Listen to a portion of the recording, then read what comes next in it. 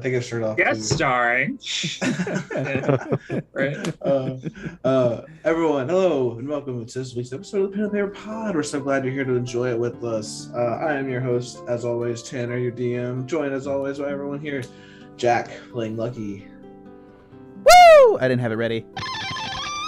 There we go. Oh, sick licks.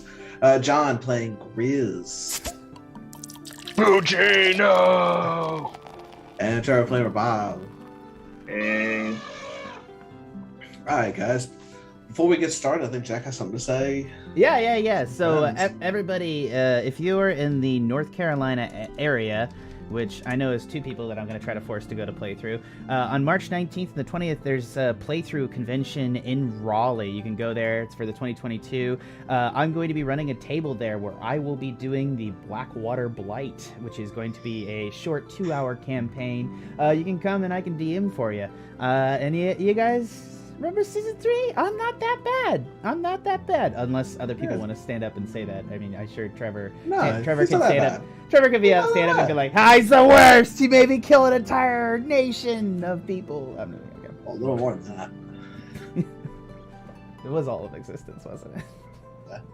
but it made me do it. Jack, just It's my choice. Yeah. My choice. So go check that out if you want to come and play some Dungeons and Dragons with me. We'll be at playthrough. Awesome. Yeah, Jack is a great DM. We'll put that on records in case everyone didn't hear me. All right, let's go right back into it. Who wants to do a little recap for advantage, possibly? Inspiration is what they call it, I think, in the newfangled terms. All right, I have not done it in a while, so I'm gonna do something real quick here, and I'm gonna get myself some sexy music going. Previously on the Pen and Paper Pod, our poor Poochi, using his magical abilities granted by the gods, bound the spirit of Grizz in shackles and cast him into hell, unfortunately dragging himself down into hell, freeing Grizz from the abomination of the brew that turned him into a kung fu monster.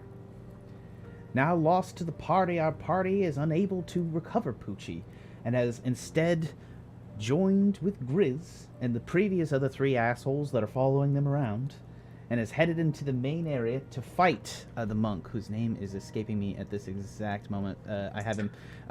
It's don't say it. Sensei Mag, in the final thing where they had the Death Dew brewing. In a climactic battle that involved a giant purple hand, now dubbed Poochie's Fist by Lucky, they managed to drop Sensei Mag off a mountain as they fought all the way down to the ground. Lucky managed to poke holes in the brew, causing it to poke out, and eventually they managed to beat the evil monk, and Grizz was able to take revenge. Doing a quick, I got something for this, damn it. I did have something for this. I know Kung Fu. He was able to crack Sensei Mag open, and they were able to exit Poochie's portal. But unlike they first thought, it was not an alternate reality, and Poochi truly was gone, dragged away by the magic of the chains. Lucky attempted to use his own coin and give it back in an effort to seize and see if he could use the godly magic to get him, but to no avail, Tamora being a fickle-ass bitch. Yeah. Don't even deny that. Yeah. I love how we're on the same page about Tamora being the worst goddess. Anyways, we proceeded back, or the best, I know. We proceeded back to the main room, at which point we arrived and the same portals remained. Lucky and Rabab, now down, a true companion. Oh, excellently done. Jack, you're gonna get inspiration for that. Fuck yeah! I need it. And as we come back to the center pool, the water is trickling into this pool. You all are spread out, and 3 portals remaining.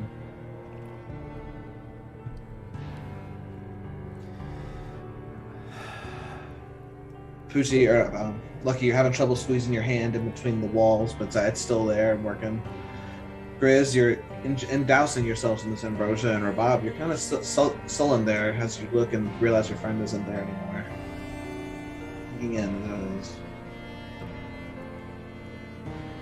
I guess Oh, man. And as Grizz pounds some god mead, he thinks to himself, sometimes I used to drink to forget, but now I drink to remember. You spent like 5 minutes with him, asshole, and you can't remember 90% of it. Oh. Harsh words. But that's why these were internal thoughts. Oh, it's... I'm sorry, I didn't catch that. Ian will step up. All right, so where do we go from here? Another portal? At this point, you know,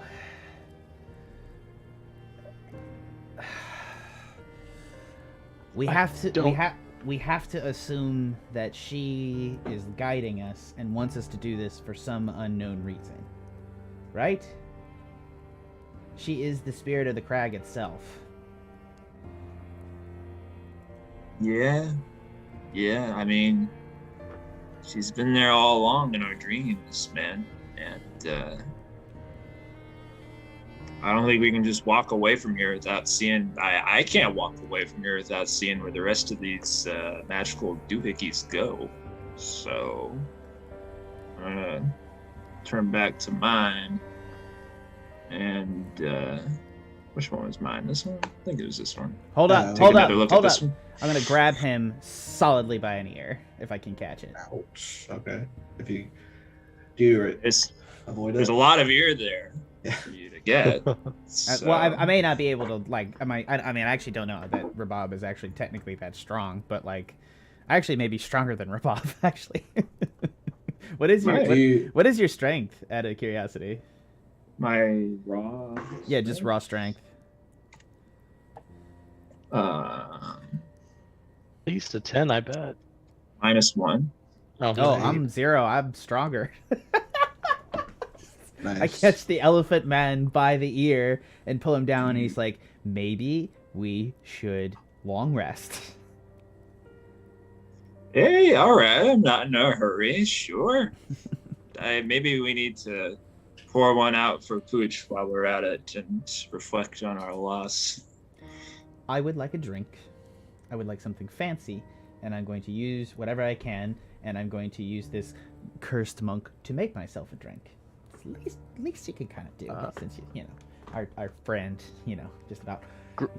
Grizz will wipe off some slobber from the gourd and then be like, yeah, here you go. Poochi would want me to share, I'm sure. Yeah, I'm gonna. Yeah, I'll take the drink and I'll drink deeply, because at least he knew Poochi what it would want. Yeah, something to take the pain away. So as you guys settle in for a long rest, would y'all like to do anything? Like during the time, or? I think Grizz is going to spend his time just quietly meditating, and you know, whenever the gourd is passed to him, obviously he will be drinking. But you know, otherwise, I think he feels like while he would like to reminisce and grieve over Poochie's death, he also acknowledges his responsibility and knows he hasn't the right. Okay. Bob will cast the Hearth of Moonlight and Shadow over to protect us all, and will take out his pipe and smoke some leaf and think about all the good times with Poochie and wonder who's gonna make the next stout with him, or the next Rabab's Big Trunk Ale, or whatever it was gonna be. All those possibilities. Are they still there? I don't know. Lucky's going to. Let me just double check this. I think he can do this. Features. Spellcasting, Bardic Plus. I think I'll also unattune from Near Shroud and attune back to my Cloak of Protection if I can during this time.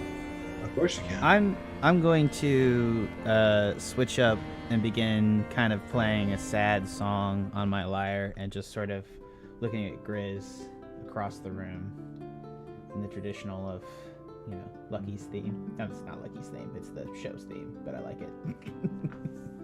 But I'm trying to just add in, just make it a little bit happy, but I'm just sort of sitting there glowering. I gotcha. Yeah, Mammoth and Ian will kind of join you as they've also been dying for a rest, been through some shit. Any watches? Anyone gonna take watch? Lucky's going to ask who wants to do what watch. Well, I just smoked some Starleaf, so I'll take the first one. Savipis will pipe up, and so will Mammoth if you guys would like us. Yeah, I'll take after Bob if that's okay. All right. So you only need 4. So Ian, Grizz, you guys are free to not. You guys are gonna get. I'm gonna roll some dice here.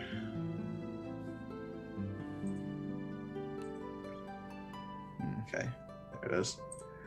Oh, nicely in the line too. You guys are gonna get to the 6th hour, and you guys are gonna hear it's gonna be very subtle. So the third watch was gonna be Ian, so Ian will hear it. Well, I want to address something that happened during my watch. Of course, go ahead. Please, because you're at watches first. Yeah. Or before. I'm after Bob. So Bob, I want to ask this: does Bob fall asleep while on watch after you smoke Starleaf? I wasn't planning on it, but I assume not. I don't think of it as depressing, really. I'm gonna walk over while Bob is awake, and I'm gonna get up and go over to him. I'm just gonna sit down, and I'm gonna start playing some less happy music. No, I'm just joking. I'm going to just lean in, and I'm gonna put my head on his shoulder.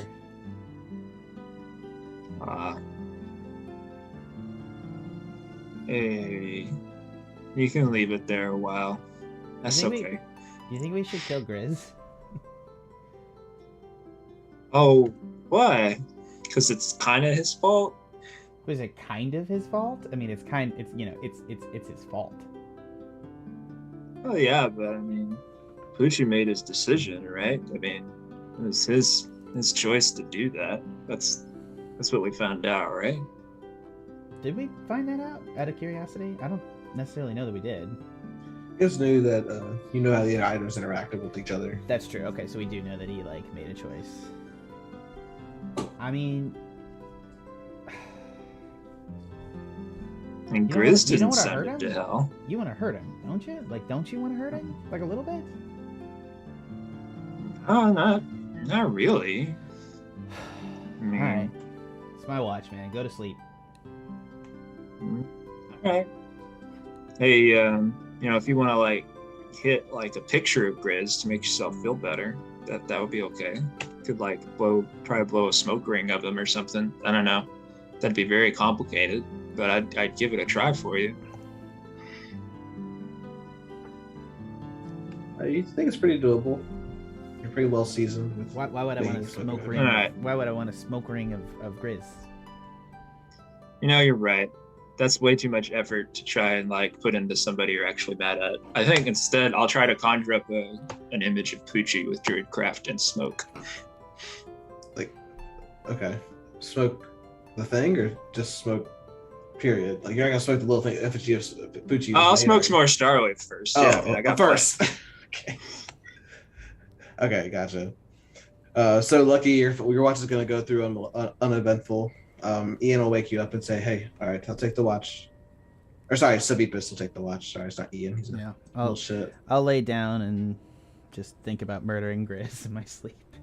Oh, classic. Very, very nice. Nice, wholesome thoughts.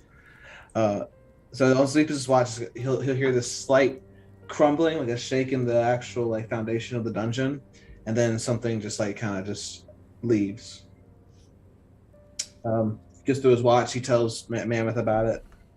Mammoth's watch. Yeah, he goes through. Nothing happens. Mammoth will wake up the rest of you and say what happened. So, yeah, Sweeper says there's the biggest shake in the tunnels.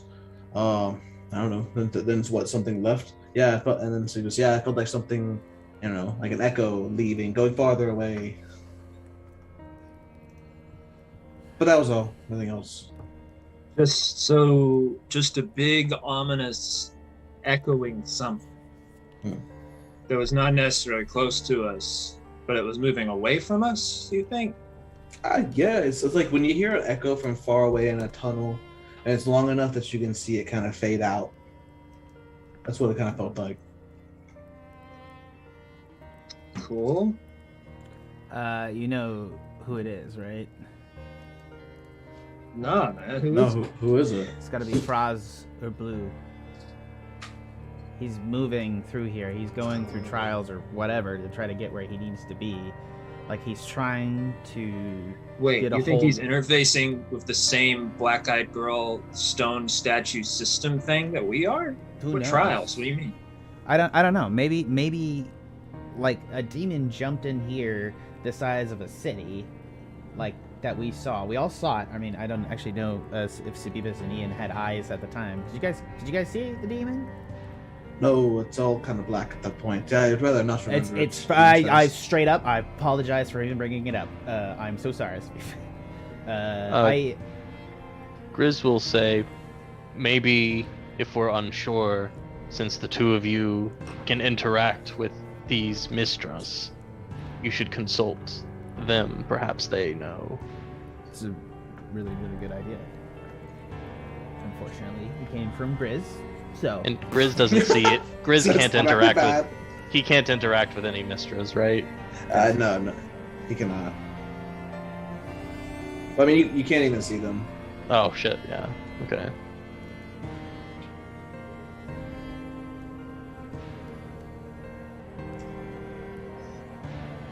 Yes, the mistresses just remain silent with their eyes closed until you actually approach them with anything. All right, I'm gonna look at Bob and just say, I mean, what do you think's through your portal? Man, I mean, maybe my spirit guide, Mouse Dude, beat him. I told you about him, right? Well, our portal That'd be my options guess, are the but- spirit guide, or you could go and meet my evil demonic father, or we could go through the portal which leads to a plane. The portal presented by the god of magic to a avatar of war, which no offense, Mammon, I can only assume is just carnage. It's probably not going to be good. No. Yeah. Could be a good excuse to let out some of those violent feelings, though. Maybe. Who said I had violent feelings? But I mean, I have. That Oh, all of yes. us have. You have I'm violent. sure. You have violent feelings, Bob? Yeah. Well, yeah. I mean, a little. Yeah. Okay. What describe a violent feeling for Rabab for me. I'm dead curious. I don't know.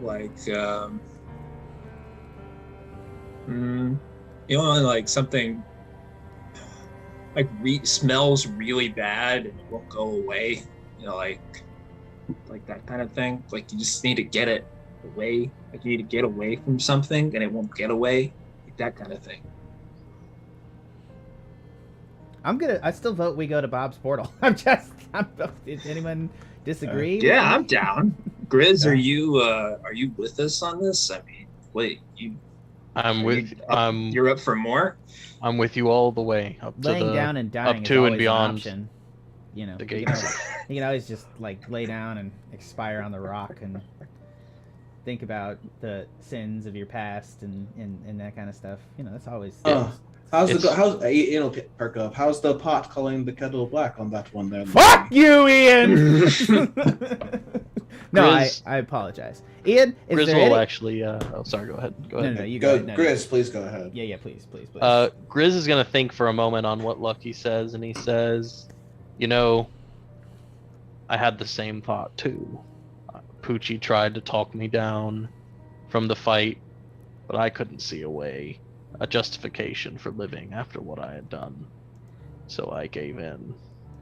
But Poochi said that maybe I would never find redemption, but acting to do so would be the only way to ever do anything about it. I could give up, I could die, I could pay whatever penance for what I've done, but I know that ultimately that serves nobody, and it doesn't honor Poochi. So I must fulfill the mission he left for me, at a minimum. And how would you describe that mission, man? To like kick ass with us specifically, and like save the city and everything, and all that good shit. Poochi looked to you as his own family, I think. So I suppose my mission now is to protect what he's left behind, and stand with you for as long as you need me, perhaps longer. Alright, sure, that's good enough for me. Let's do this. Hell yeah. Grizz's throat is dry from all this jawing, and we'll start drinking again. Lucky is just All like this jawing. Lucky is like annoyed by him giving the exact right answer that he needed to hear. like he's like it was like I was like that was well thought out, well said, and fuck you. I mean, it's like all he's been thinking about, really. So yeah, he's got something. Very well put. I loved it. So yeah, so as you go through the portal, one by one, the portal shimmers around. But before you go through it, your mistress is going to look to you, Rabab, and say, "Hello, are you ready to face what holds you back?" I don't know what you're talking about. Nothing's holding me back anymore. And she just lets you pass through. You guys are going to first go to this beautiful site. Please drag your tokens when you can. It's going to be a very familiar sight as you guys approach until what this looks like a gigantic grove filled with people, and at the center of which is the Yggdrasil staff. You see a bunch of people that you didn't see on the surface. Yes. Very. Bring in the hand. Sorry. Oh, you bring. Oh, the hand doesn't last, dude. Oh yeah. Okay. Yeah. The hand's gone, but I appreciate that. I was. Sorry. Yes. Sorry, I would did. make him large, but I can't resize him when I drag him out. That's okay. So yeah, as you get there, you'll see it's like almost as if the portal came, like you immediately got out of the portal and vines covered every existence of your your everywhere. No matter where you reach, you're hitting a bundle of vines. But then you finally push through and break to what appears to be this gigantic little ruined town of little shanty hovel of villages. People are like broken and battered, but they seem to be alive. You see the Yggdrasil staff proudly displayed in the middle, and it's pretty gigantic. Like, it's way bigger than the last time we saw it. You see a bunch of guards, some scattered city folk, but you see Taddy Ruffin's little scamp. Taddy! He's right there, right in front, loitering, obviously, in front of this little ruined shack. From the back, you can't really tell, but you can see what looks to be an Uglad and some giant creature on the back corner. Oh god. Everything seems peaceful. All right, this is an excellent opportunity for me. What is this dude doing right here? Don't mind me asking. He's a guard, like dressed in like some like broken equipment, a rusted, dented sword, but he's like just staying on duty. All right, I'm gonna walk over. Shocked. I'm gonna walk over and walk right up to Taddy Ruffins and be like, "Yeah, me too, Taddy. All right." My boss and Rabab. I thought you were. He's gonna try to hug you. I thought you were both dead. I'm all down for the hug, but I'm gonna grab his hands. Okay, he grabs his hands like, I thought you were dead. Yeah. And like, you grab him behind your back and you kind of catch him as he's spindling through your pockets. Yeah.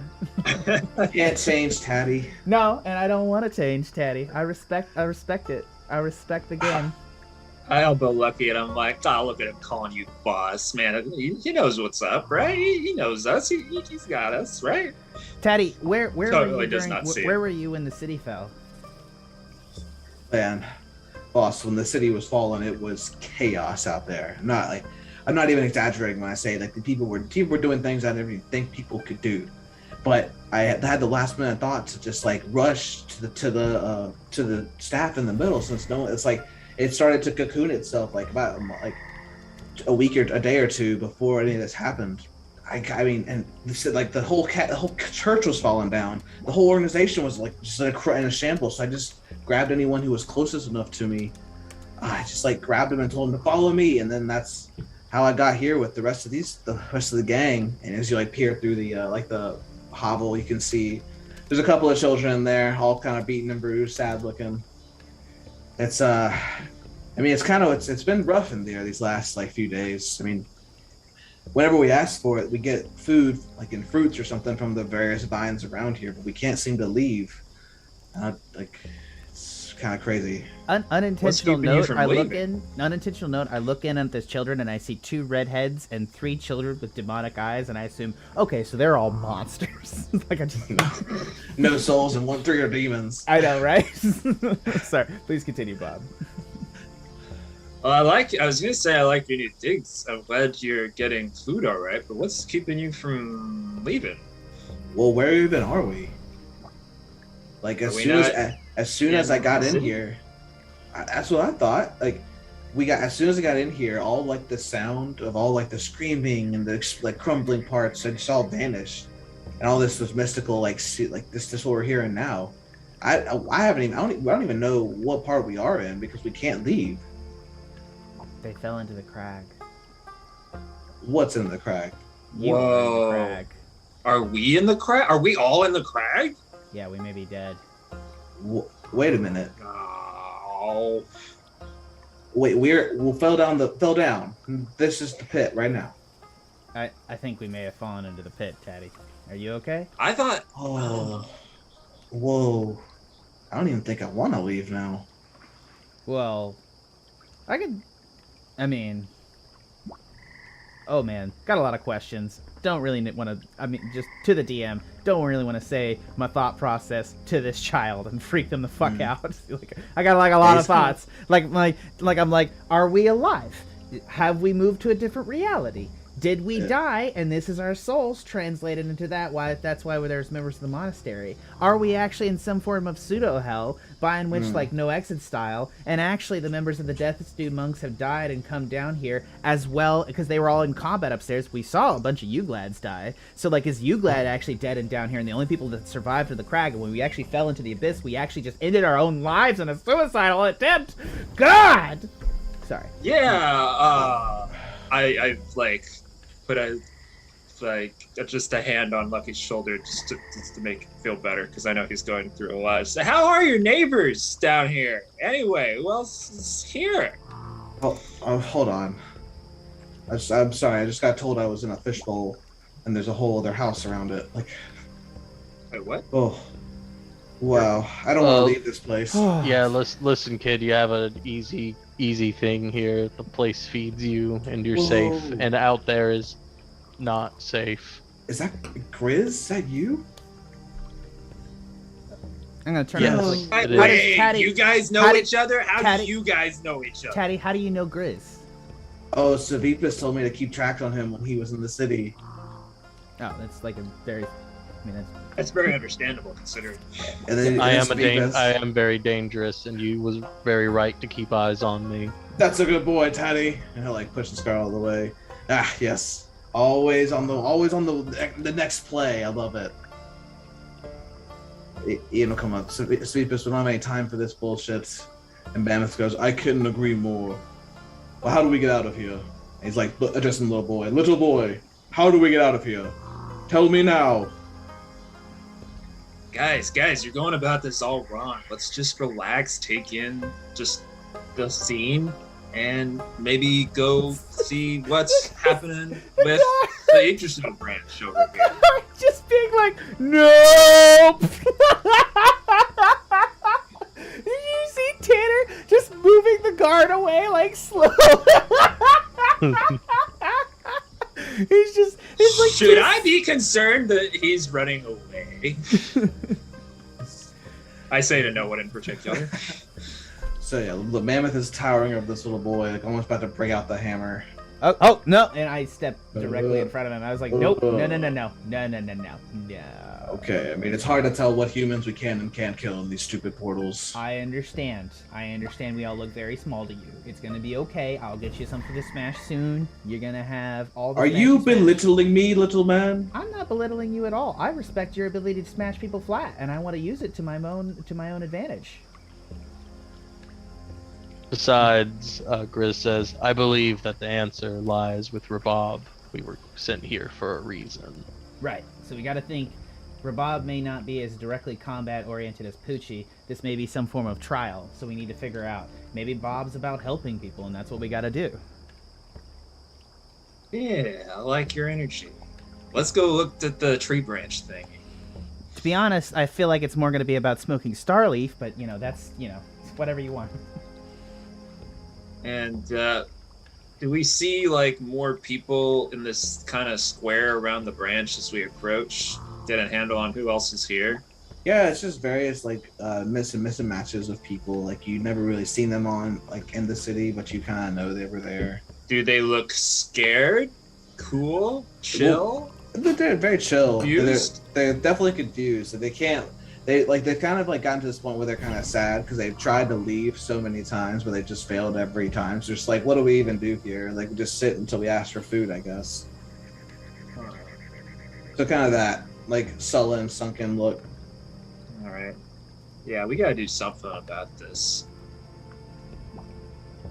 As you get closer to Rabab, you just make a nature check, and anyone who gets within 15 feet can make the nature check as well. Can I assist him in some form or fashion? No, it's kind of penetrating your own thoughts. Oh yeah. It's cool. I rolled an 18. Nice. What you got, Lucky? Oh, I was. Oh, if you don't have to, if you don't want to. I just didn't realize. No, it's cool. I will roll in it. Of course. Nice. So all of you actually feel this presence. You feel this very deep-rooted, almost sacred feeling as you approach the tree. It's now a tree, as what it was just a stick in the ground is now forming this very fully formed, rooted system of trees. On top of the trees are these beautiful, very delicate star leaves. Made ready to be picked. Oh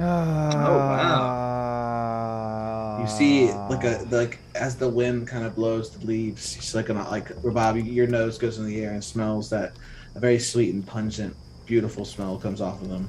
Oh, dank shit right off the field, dude. And you get this warm feeling inside. As you kind of feel like this is something that's will be stable for a long time. That's odd. I thought community pot garden. Hell yeah! I thought we found out the Yggdrasil branch was the boon of the god dude, and yet it's sprouting Starleaf, which I thought that was a me thing. I guess not necessarily. I mean, not that I need it to be a me thing. I don't really necessarily know that you own Starleaf, brah. No, that's not what I'm saying. I just didn't know it was man. I just didn't know it was native. This is huge. It's a miraculous leaf that makes things better. Why wouldn't it be revered by nature? It's incredible. Goes great with alcohol. All right. Stop me if I'm wrong, Tanner. I'm thinking that the next step of this is that we all smoke some Starleaf and go on a crack that adventure together. Hey, if that's what you're proposing, I don't think that would be a wrong thing to do. It'll at least help us think, worst case. You can certainly try. Honestly, my favorite thing is going to make Ian smoke pot. This is going to be amazing. We might have to nail down please. What the effects of Starleaf actually are. I think I'm just going to say it's like peyote, and it's different for each person. Wait, it's and peyote? It's not just pot? Are you fucking with me? It's not just pot, whatever the fuck it is. It's shaped like a star, man. I don't know. This is some serious shit. Whatever you want it to be. What? Yeah, basically. The DM wants it to be. What I imagined was that it secretes some dew on its actual points and then consecrates them in the middle, and that's what the actual drug is. Right. Yeah. So, Lucky has proposed an idea. I have, out loud. I think that's a great idea. All right. Riz nods. We're gonna thinks this need is good. thought process. Maybe we should are any of these buildings particularly sealed? No, they're all kind of crumbled. Like there's no it's like openings and little ruins of town, you know. Whoa, you want a hot box right now? Yeah. Well, we got a couple tents, so we just pop those open, and let's just hotbox a tent with everybody in it, and just pass around a circle, and we'll see what happens. I mean, Maman, and I'm gonna turn to him, is like, you did this for us to take us to the gods. I mean, this is the same principle, right? It wasn't the same leaf. It was more of a mixture of a certain herb and the mountains. But if you're telling to smoke this, then this must be good. This tree is clearly potent and holy in some way. Surely smoking its leaf would... I'm just impressed you brought a tent. You brought the tent. You have it in your adventurers pack. Yeah. Oh, do I have that? Okay. Can we make that Rabab cannon? And he just said, "Thanks for bringing the tent." As he's pulling out the tent. Yeah, I literally walk over. I have the bag I'm holding, but I pull the tent out of your bag. You've actually been under pressure to carry this tent everywhere, and I'm just like, tent. Finally. So yeah, you guys can start setting up a tent for I sure. have no idea how to set it up. Rabab has survival skills, so he knows. I know. I'm joking. I just think it's funny that we've had this tent for like however long. Since beginning one, his first session. We had that tent then, yeah. Yeah. We'll just use this house right here as like the tent size. I mean, it'll be shorter. It's a tent, but yeah, you get the idea. Okay. Oh, did you just see that, man? Yeah. I just saw that. So. My character hasn't seen it, I don't think, so I've just been ignoring it. Well, no, all you can see right now is the Ooglads, because you guys know where your position is. Okay, well, I assume when I go into the house...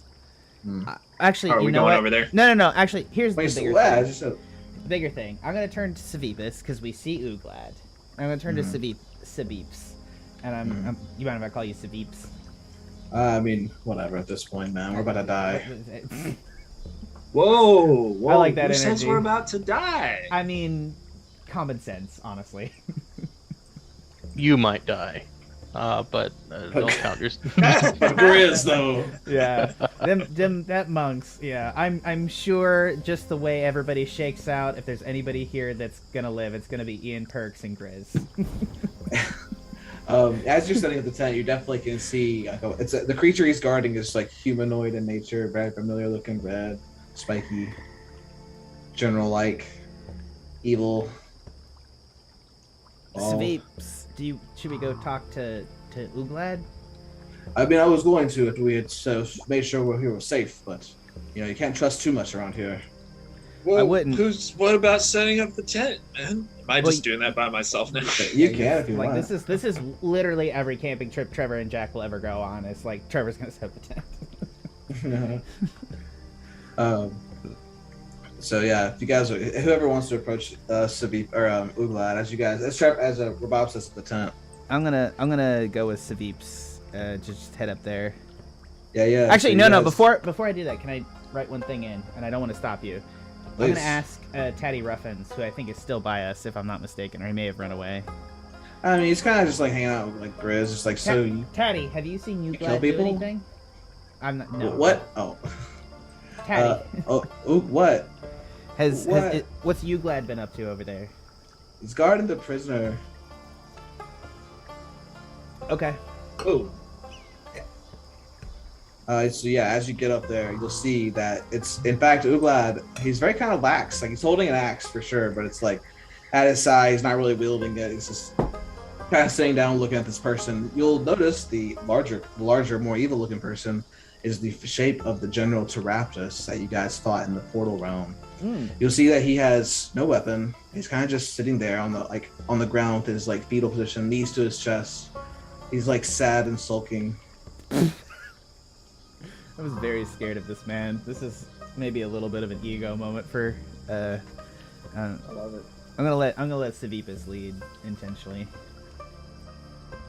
So yeah, he'll go to Uglad first. Uglad, what are you doing? Well, I mean, the poor bastard was just sitting here when I got here. I didn't move or nothing. I hadn't heard anybody else since I've been here. Isn't that right, you piece of shit? And he'll the Raptors will just go, yes. Yes. I will not hurt anyone. And he's saying, I'll look back, yeah, this is what I'm dealing with right now. Like, I'm just keeping him under watch. Because I think he's gonna snap, piece of shit. Yes. I deserve that. Sleepers will go forward. Okay. Why exactly, what the fuck are you doing here? Why do we think we should not kill you where you stand? And just let the blood drain out into the stupid little, is this dirt? And he's gonna pick up some grass, and it's real dirt.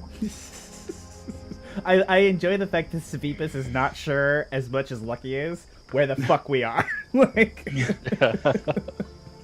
So the Raptors will just look to him. He'll still be he'll just turn his body and will say, nothing I say can ever change your opinion. If you want to kill me, please. I deserve it. I have no remorse for what I've done, but I know that I cannot be allowed to live like this. I got what I wanted from the deal I made, but look where it's ended me. I can't actually. I wanted to bring the city down, but now I sit here on the pile of the rubble.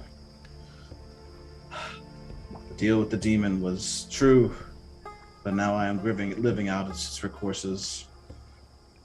I am but a shell of a man that I was, lost for all my passions. So now I sit, waiting for time or some other come or goer to kill me. It's what I deserve.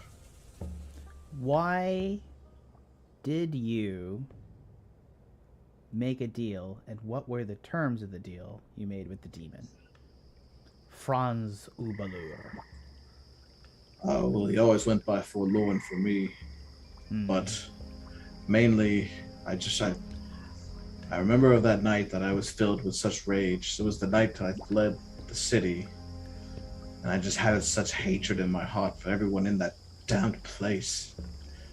Once I realized what I was even saying or doing, I was already talking to some force, and I asked if I wanted to bring the city down. And like a fool, I said yes. Years later, I was leading I was leading an army of bandits with some demons. And now I sit on top of the rubble of my own desires. I guess I got what I wanted. The city is very well and truly destroyed. Yes, well. It's interesting to me that a man of such passions, this was all you needed. I understand the hate for such a place. I hate to say that I hated things, but have you lost all sense of desire for anything else? I've got what I wanted. And it's after you do, if you get consumed so hardly and set your goal and then you finally achieve it, you realize you weren't really going to achieve anything. Turns to ashes in your mouth, has it not? Yes, truly very poetic words for a true situation. It seems to me that you have been used illy by the demons that have made a deal with you. Yes. Where is that passion gone? You sundered the world to make your revenge upon the city at the crag, at Cliff's Edge. It did you wrong, and you moved heaven and earth to destroy it. What a great feat. And yet, you have been wronged once again by these demons. And yet you stand here in a fetal position. I don't understand. Where's your passion, sir? Can I make a persuasion? Yeah, totally. Make a persuasion check. I do not know in what direction. Fuck me. About the ingredients of the tent laid out come to you so easily. You've done it multiple times before. Oh, sweet. So I got it all set up then. Yeah, you can do that within like 20 minutes, 10 minutes. So 30 at the persuasion check. Yeah, he's pretty amenable to like what you're saying. I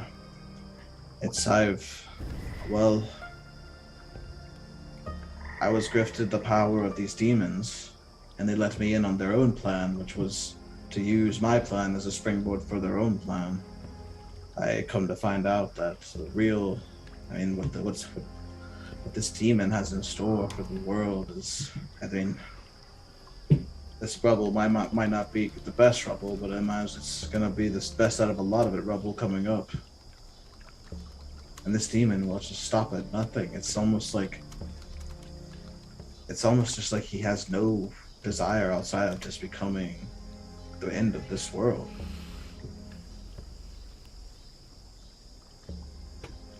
So don't you think you owe it to yourself to take revenge upon him and stop his plans?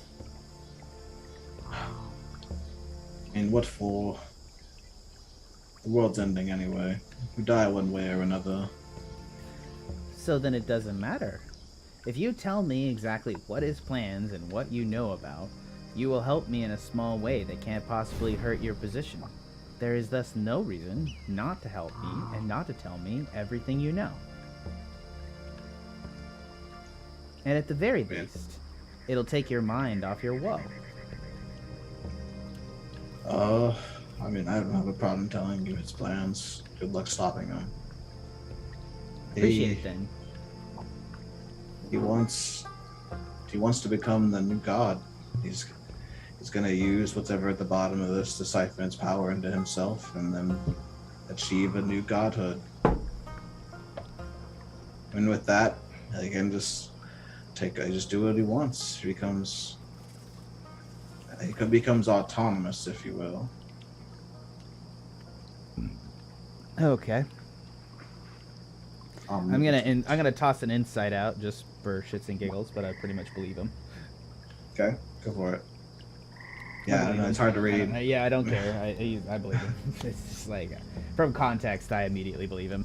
I'm gonna turn around and be like, Uglad, I really don't think that your time is well spent here guarding this man.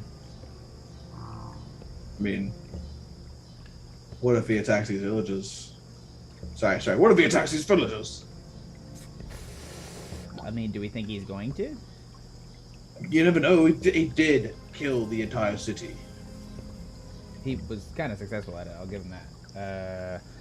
Sabeeps, what do you think? It's just kind of, it's just kind of, I don't know, dishonorable. It just looks so sad right now. And you look at him, he is kind of pitiful looking. He's very broken. Sir, would you like us to end it for you? If you want. I know I deserve it. You do. Lean down for me, would you? Are you gonna do it? I am. All right then.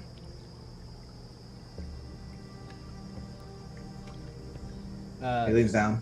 All right, and I am going to take out a dagger, and I'm going to hold it in front of my face just like this, and then I'm going to grasp the back of his bald head and slowly push the dagger into his eyeball.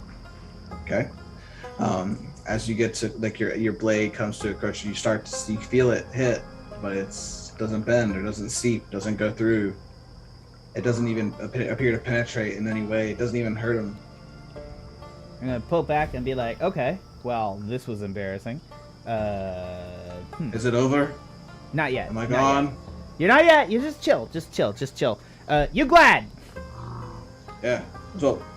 Come here. Yeah. And I'm gonna grab his head and pull it down, and I'm just gonna hold it. And it's like, it's okay. Shh. It's gonna be over soon. His back. So you're gonna stab Uglad in the back of the neck? No, I'm not gonna stab Uglad in the back of the neck. I'm gonna ask Uglad to use his axe to decapitate him.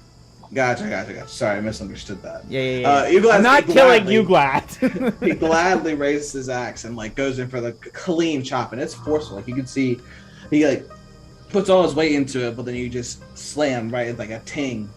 that echoes throughout the entire camp. Everyone who's setting up the tent or on the well hears this giant ting as Uglad just bounces back and his axe goes flying.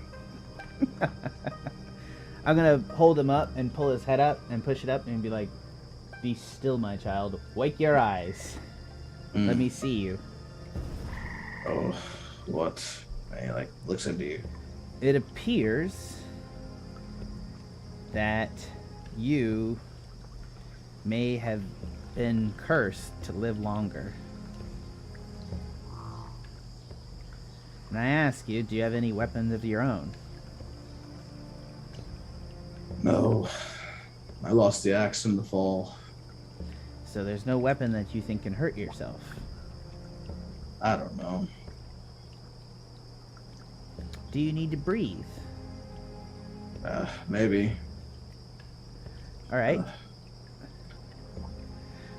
Bob! Rabab, you are woken up from your meditation in the tent, which is beautifully set up, very, very nicely, and taut. The strings are taut. You come outside and see the Lucky is screaming at you from the left. Okay, I just hear him screaming from somewhere. Yeah, to the left, like this area. Yeah. All right, I'll take my time, start walking that way. All right, Ian will enter the tent as you leave. So Rabab, as you're gonna come across the same scene, you'll see the giant General Terapis sitting in sullen, sunken eyes, sad looking, as you guys approach and see Lucky talking to the council members. Okay, Bob, give me earth mold, make me a little hole right here, okay? Would you mind telling me what is that guy doing here again? Long story, I need your help right now, just to secure the situation. Just make me a large hole. All right. I can start doing that. I mean, I don't. Do you want me to dig or? No. Don't you have earth mold? No. Currently. Okay. We can. I got this. I could get out the gravekeeper's shovel, but I'd have to attune to it. No, just pass me the shovel, and I'm gonna start digging a hole. All right.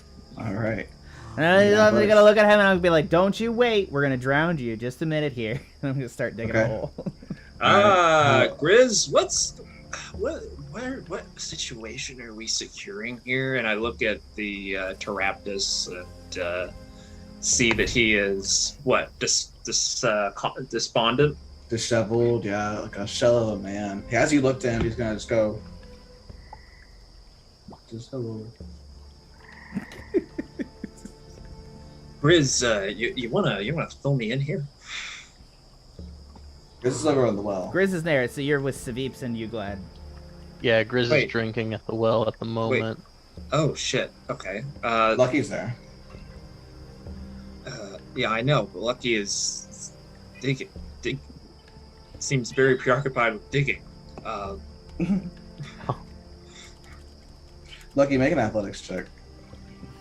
This is nice. 22. Hell yeah, dude. That's a crit. That's a crit plus 2. Wield that shovel like a champ. That holds stuff pretty fast. I am motivated. Not enough people have died today. Lucky is angry.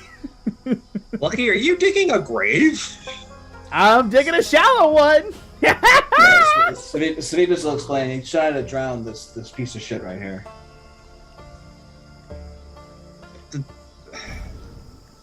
I mean, so you get the whole I guess he's. Are you breathing? Is he a demon responsible for the Holocaust of the Crag, kinda? Because I mean, yeah. Yes, straight up, like a whole bunch of other people, families, children, that was me. daughters, sons, everybody. Just all his dad. And he was mad at the Crag because something bad happened to him in the city, and now he blames the whole city, so he had to kill everybody. And now he's just here and he's depressed and he wants to die, but I couldn't stab him in the brain, so now I'm going to put him in a hole and we're going to drown him. Is he depressed because he couldn't kill enough people? He hasn't, shown any desire or inclination to change his ways, has it? It's more of I've got what I've wanted, but now I don't know what I am. The curse of getting what you want. Yeah, well, more so probably, you know, going down the path of getting what you want if what you want is mass murder. Genocide? Yeah. Well, does genocide apply? It's kind of specific. Yeah, I mean, I don't know. Specifically the people of the Crag, since that was his stated motivation. So technically, I think genocide may be an applicable motivator. So this is a group that is specific to a region of a continent. So maybe. Yeah. Anyways, all right. Issue, do you wanna? If you wanna come in here and play your morality on me digging this hole to drown him in, let me know. But I'm still digging the hole. Wait, so you're gonna drown him in earth? Yeah. So you're gonna bury him alive? Well, yeah, we'll just make a hole, put some light water in it, and then bury him in the hole and see if he suffocates. Yeah. All right. Yeah, if that's how you want to do it. I just was confused about like the verbiage for a minute, man. Like you're drowning him, but like in the earth. It's like suffocating. Okay. Exactly. Yeah. It's painful, and he agrees. He deserves it. Huh. I mean, I got nothing. I love how I'm just over here committing the slowest murder in history, and Bob's like, I really got nothing. Like he is Hitler, right? Like I'm like I am literally digging Hitler's grave. It's like you know. I was like, hey, dude, actually, you look kind of strong. Why don't you just reach down and pull out a shitload of dirt out of the ground? Oh, that does seem really fitting. Yes. Right. Yeah. Exactly. He'll come over you and just like a big bear paw, like take a shovel that you were just shoveling 3 shovels for with his hand. Sweet. Yeah, now you get that done. Hole. You get that done pretty fast. Like, how deep do you want this hole? Let's get 6 feet under. Well, then you're gonna have to make a lot of holes. Cause that is all right. 9 by 9. Let me get big enough for his body to lay, so if he wanted to get out of the ground, he could. But like just big enough to put him in the hole. All right. Yeah. So we'll do it over here. Get the hole dug, and he gets in it. He helps you make the hole. Yep. I start pouring dirt back onto his body. All right. Yeah, you do so. He does not resist. All right. I bury him. Yeah, keep going. Yeah, you get a nice solid. You pat the dirt like. I just whack it with a shovel, just like whacking it, and then I start like uncomfortably whacking the dirt with the shovel really, really hard, angrily, and I just toss it off to Bob, and I'm just like, "Fuck that guy." Let's go smoke. Nice. Murder someone. Let's go smoke. I have nothing, Tanner, for that. No. Yeah. So he trapped us. Oh, that was my bad. Too much of that. Wow, go away.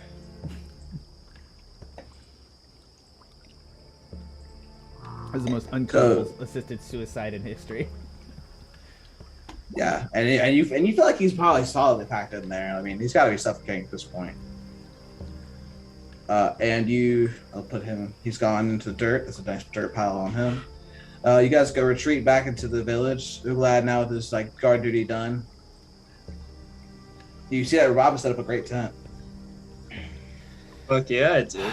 You glad you want to come with us? We're on an adventure to save the Crag and probably avoid probably meet certain death. Is your path leading to that motherfucker who's killed the rest of my friends? And like he's talking about the other Uglads. Yeah, absolutely. Fuck yeah. Yeah. I don't care. I don't care if it fucking kills me. I'll fucking die right now if I have to. Hell yeah. He like holds the axe up to his neck. I'll fucking do it. You might have to die later, but not right now. Grizz will say from the well. He's kind of like in the well, like ass in it, like knees and arms over it. Just kind of like, cause now he's like big and lanky and weird looking. So he's just like drinking there. Imagine like an inner tube in a pool and so Grizz. Yeah, Grizz exactly. Yeah, there we go. Lucky, what the hell is Grizz doing? Dude, let's not pretend that we think he's like Poochi, man. This dude is like bad news. You see him like sloppily kind of drinking it, and there's like mead trickling down his chest and into the whale. Okay, I'm gonna walk over. He's just a sloppy, being Why is sloppy he drunk. Why is he in the well? Because he's Did I drunk. miss something? Because this is not Poochi, who had the merest modicum of self-control. This is Grizz. He has no self-control, which means that if we want to have him be useful, we should probably take his beer away from him. Oh No. All right. Man, that's a tall order. Yeah, go do it, Bob. You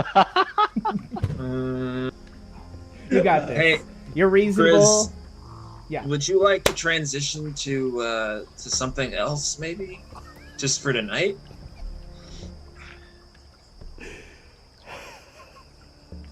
Jack, get the screen. Oh shit! Sorry. Grizz is gonna look at Rabab, kind of almost dumbfounded, like he doesn't understand what's being asked of him, because he can't remember the last time anyone said, "Hey, maybe stop drinking." And Grizz will say, "I mean, you got some of that Starleaf. I'm down to pound down on some of that." Sorry, that's not me laughing. That's me laughing, not. Sure, yeah. Hey, what? Check out this tent. Come check out this tent I set up, man, and we'll do that. As you see, it's a beautiful town. Oh, that's a nice tent you made there, man. Sorry, I've been looking at the sky and thinking of death and Poochi and drinking.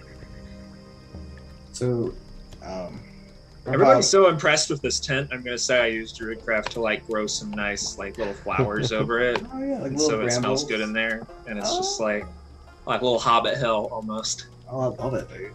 Yeah, so everyone's gonna like start clamoring, like trying into your tent, but he's gonna like, as you guys start seeing the star leaf, you're gonna start picking it from the leaves from the Yggdrasil tree. Oh, and you pick a bundle. They got a lot, like pretty much more than you can handle, like you've never handled.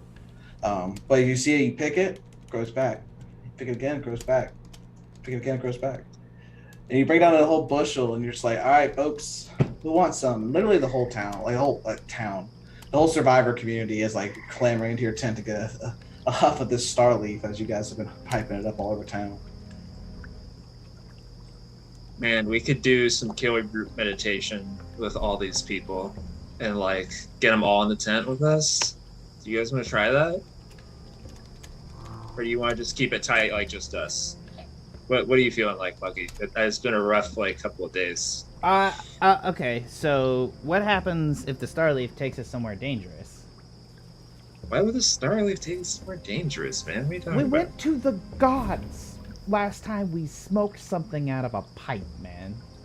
Yeah, that was, I mean, That Would you sounds care like to- exactly what you want out of something like this. would you care to interject, Minotaur Man? Like, your stuff is not my stuff, correct?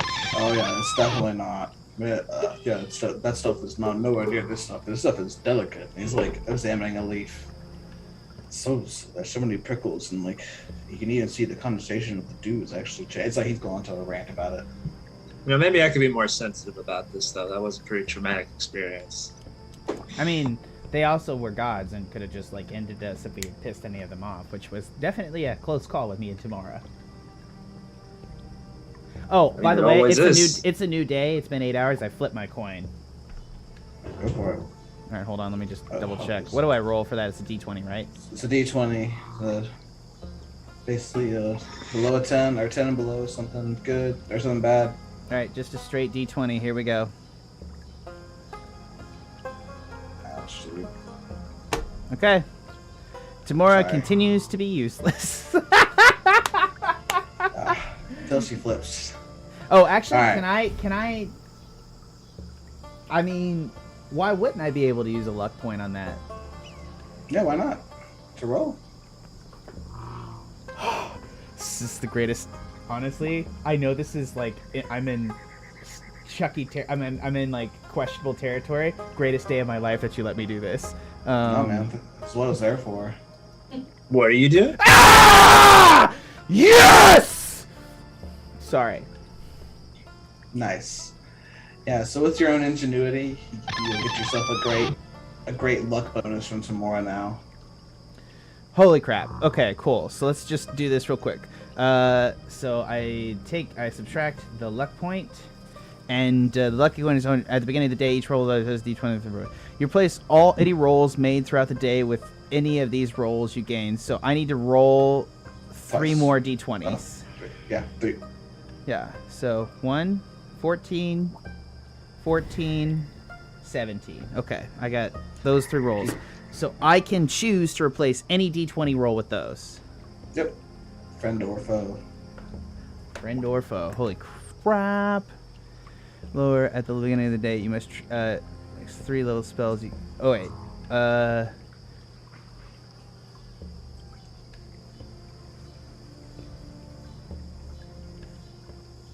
Wow.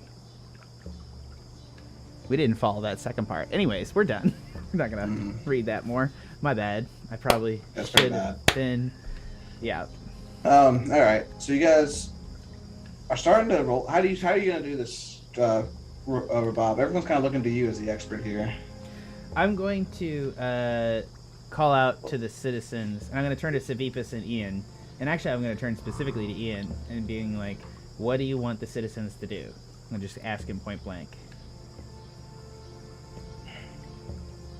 Well, obviously, we can't have the children do this. Obviously. I agree with that. And Taddy's like, fuck that. I mean, I almost died. Yeah, Taddy's got a point, Ian.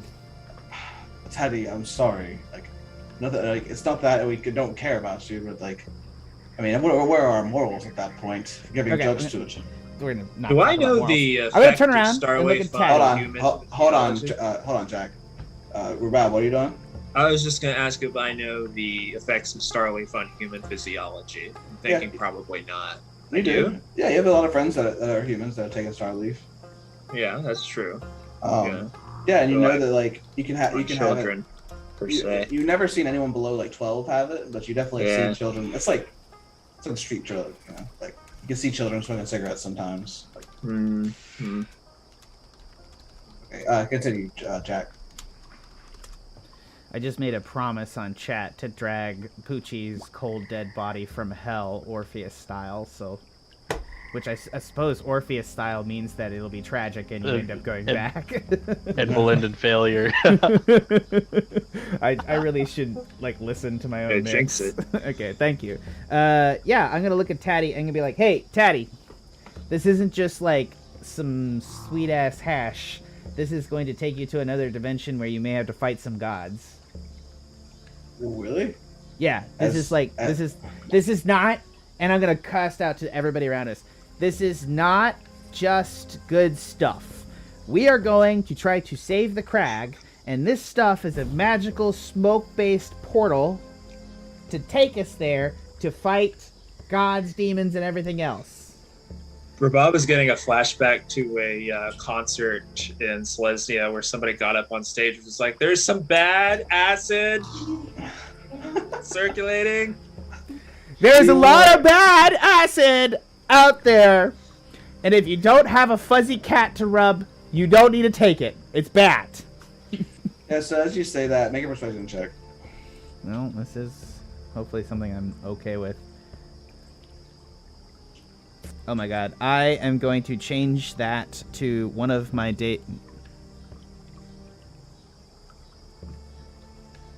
No. Or what's... Okay. Yeah, 15. It's fine. 15 is fine. It's not a bad roll. 15? Yeah, they're gonna kind of be a little frightened and just say, I mean, I don't want to do that. I'm not about to take no drug that'll do that. Some of the kids are gonna back away too. Teddy's not backing away though. This is some bullshit, and he's gonna not lead this until he gets his due. And I'm gonna look at everybody and be like, I mean, to be honest with you, like, Teddy, how old are you? I'm 12. That's old enough to make your own decisions. I'm gonna go with yeah. He's like, yes, fuck yes, fuck yes. Saveeps, you cool with it? Oh, fuck it, dude. Who cares? I was cool with the other kids too. I don't care what Savipus thinks. I was about to say, yeah, we're talking to the guy who like abuses children for like spying purposes. Let's go. All right. So everyone huddles in the tent, Tatty included. We're just including Teddy's gonna die, and it's gonna be my fault. I'm never gonna glad this. Everyone make a Constitution saving throw. This is why I don't want. This is why I don't want to have children. 7. Fuck me. Nice. All right. And now make your Wisdom saving throw. And a wisdom. Okay. Wait. I'm thinking. Same on both. 3. I'm gonna use one of my 14s on that Wisdom save, so I'm gonna have 15, 16, 17. Okay, so which one are you gonna use it for? Your 7 or 8? For the 7, the Wisdom, not the con. Okay, yeah. So I failed the con, but the Wisdom was a 17. Gotcha. Let's see, Taddy's gonna fail both. Sleep's gonna fail the con save, and he's gonna fail both. And then who? Let's see. All right, you guys. Rabab, you're gonna pass your con save. Everyone else is gonna fail. You guys are gonna Makes start. sense. You guys are gonna start like realizing that something is happening immediately. Like as you like inhale it, you're gonna get. Well, one, you'll break out Mammoth's big ass pipe, the Morel-san pipe from Hunter x Hunter. You're gonna fill it to the brim with the star leaf, and just light that shit up. They're gonna take huge inhales. Even Tatty just like takes a huge puff, and you're just like, "What the fuck? What the fuck?" And he falls back. Little child coughs. Anyway, everyone will fail. You guys will start to experience like your head is like light, your body is like light. You kind of like hit on the ground, you can feel it moving beneath you almost. Rabab, you kind of get this like very solid feeling, like you feel very centered with yourself. It's not like you're not getting sick or anything. You don't fall back, but you definitely feel connected to what's around you. For your wisdom saves, let's who passed? Smoke Jack, weed every day. Lucky pass. Rabab passed. Leave it. No. Grizz, I don't see your wisdom save in here. Sorry, I just assumed that I'd fail. Ah, Maybe not. but you passed. Look like it. Yeah. Everyone else fails. So the other 3 of them, so Savipus, Mammoth, and Ian, and Tatty, and Douglas for that matter, are just gonna, like, they're gone. Like they are in a state of euphoria that they're just like, whoa, oh, this is amazing. Meanwhile, all of you are gonna feel like very, like, Lucky and Grizz. You're gonna start feeling the same feeling Rabab had, where you're just so connected to what's around you. Like you feel the earth and every grain of sand in between the dirt molecules. Rabab, on the other hand, you feel very connected to the Yggdrasil tree, almost like that same connection you have when you grabbed it as a staff. You'll go into this deep slumber. You guys won't hear this as you guys just kind of feel at one with what's around you, but Rabab, you'll hear the voice. You're back. I am. And you are doing very well, it seems, down here, wherever we are. How do you feel about how things are going for you? This place is a sanctuary. I hope you don't mind that we stop by. Not exactly sure what we're doing here yet, but has something to do with the black-eyed girl at the bottom of the crag in the pit. Seemed like she wanted us to come here, maybe? She's an aspect of Mistra, we figured out that much. You seen her around or anything? No. Well, since you've been so hospitable and taking care of our friends with food and everything, is there anything we can do for you? Have you come to take me from this place? I mean, Sure, you can come with us. We've got like really exciting things ahead of us. If you want to, yeah. We would also like to be able to let some of our friends that are kind of stuck here leave this place. But I don't know if that's anything you have any control over. You're gonna start like coming out of your high, and he'll as you do so. You're kind of going back into your own like outside of this otherworldly communications. You're gonna say, "Grab my branch, grab it," and then you'll just slap yourself back into your body. The rest of you kind of like the feeling comes and goes as fast as it comes. As you guys are back into yourself, and you feel so light, so happy. Where's my guitar? Where's my guitar? You see it's planted in the ground. You wanted it to be one with nature. Rabab's gonna start walking towards the tree. All right. As you do so, tree's aura just emanates, pulsates, almost like it's harder and brighter as you guys, like every inch you get forward, closer to it.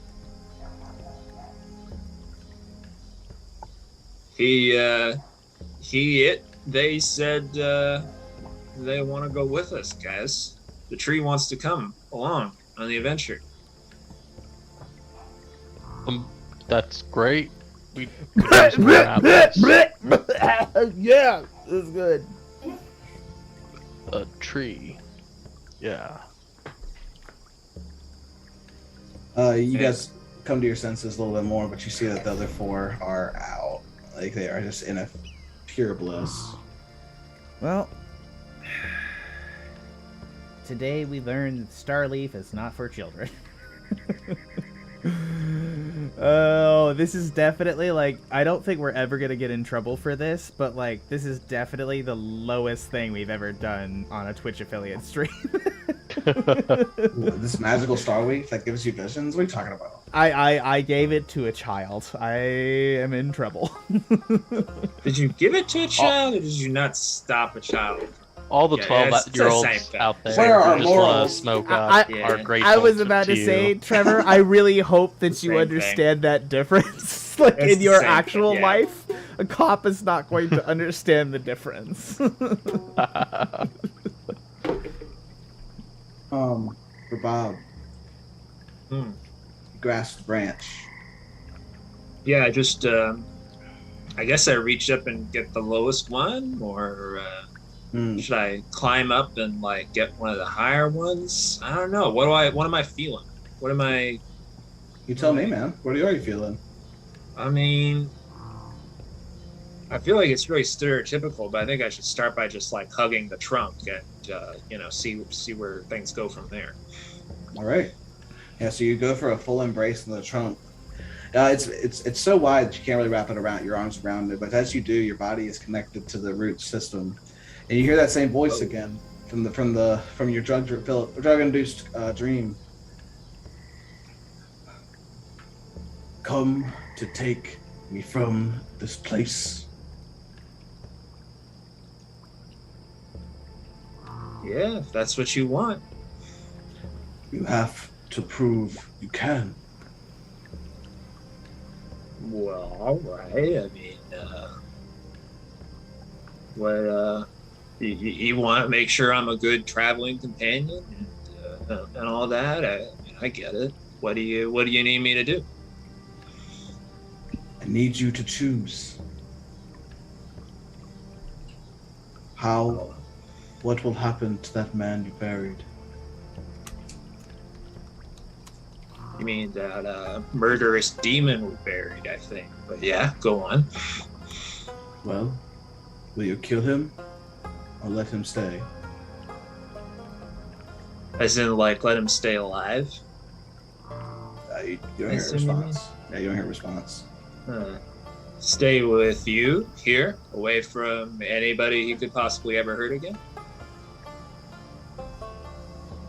No response. Will you kill him or let him stay? And fact that you're asking me about it makes me think you're not happy about it, because it is in like your paradise and everything. But I've run with the wolves in the night, and I've decided to be more decisive when it comes to doing what I need to do. So I'm gonna say, yeah, he needs to. I mean, I'm not gonna. Who am I to say he shouldn't die when he like dug his own grave, man? Yeah, no, he needs to die. From the darkness, a knife will be like thrust from the root system, and it lands at your feet. I take it you are not happy with that decision. No, it just gave you a knife to do the job. Yeah, tree don't play. All right, do it then. Is I guess the energy. Dang. Okay, got it. All right. Well, I pick up the knife. All right. So as like you kind of come out of this like coma state, you see you pulled a knife out of this big root system. Tanner, this tree's very there's a big juxtaposition here, because how can a tree be so metal? What are you talking about? Everyone take a D4 of psychic damage. Jeez, I will roll it. No, I'm just we? kidding. No, okay. No. I thought we were serious. I'm gonna take 2 off just because I feel like you're metal AF. Good one. Alright, well, I start heading towards the shallow grave with the knife. Alright. Grizz and Lucky, you see him with a knife. Go over there. Oh, I'm gonna run out and I'm gonna grab his hem. Do you let him? Rabab? I'm not stopping him, but I'm gonna ask him. Is like, dude, let me do that.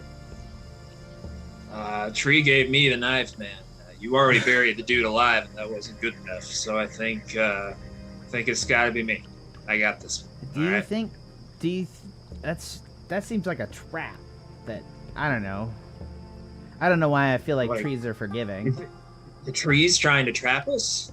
No, the tree's not trying to trap you, but the tree wants to know if you're worthy to bear it, which is I guess you got to think about it yourself, man. Do you think this dude deserves to die? I mean, I know I do, because I've laid out some solid reasons, but I guess this is about you and life and stuff, man. Do you think anything needs to die?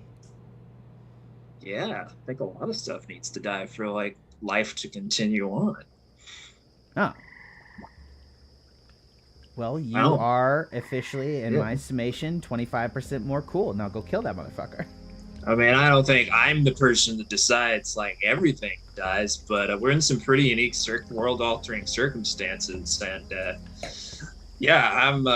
I've pretty much sworn all demons as my enemy at this point. I mean, there is the 2 guys, and this is just another one of those. So I think we need to. I think it's time for me to start taking some responsibility for my decisions. So yeah, I'm gonna go. So you tried to stab him, and that didn't work. But the tree gave me this knife, so I guess I might be able to do that where you failed. Yeah. Sure, go ahead.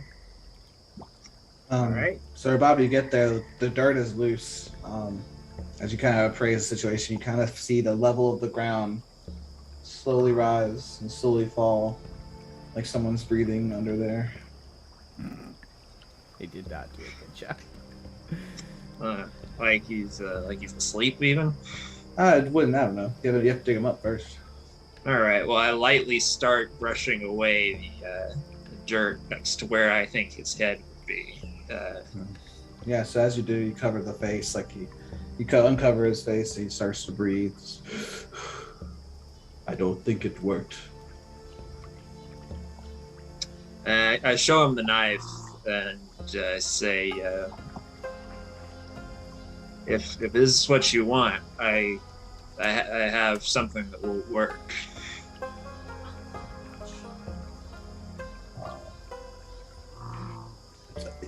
Right now, what you just said, it's kind of triggers. He'll go, I want it, but then he'll kind of rewrite, and his eyes will go blue, and then he'll say, I want what you want. And then eyes back to normal. Well, that doesn't feel good.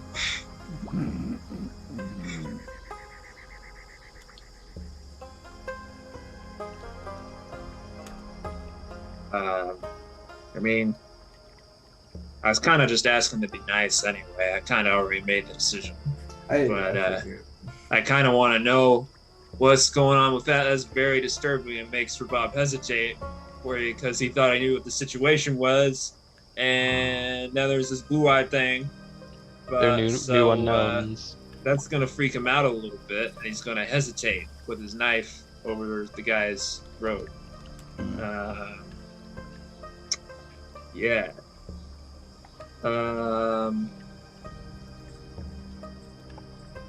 This is a bad dude though.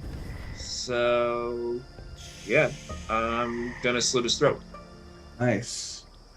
As you do, you see that the actual your knife goes deep. It actually penetrates his skin, causing it to bleed, and he's gonna let you do it. Nothing's gonna stop him from doing that. And he starts to bleed out and choke and on his own blood, filling his esophagus. The blood and seeps into the ground. As you do so, you'll see a portal open up on the right side of the hub of the Yggdrasil's Grove.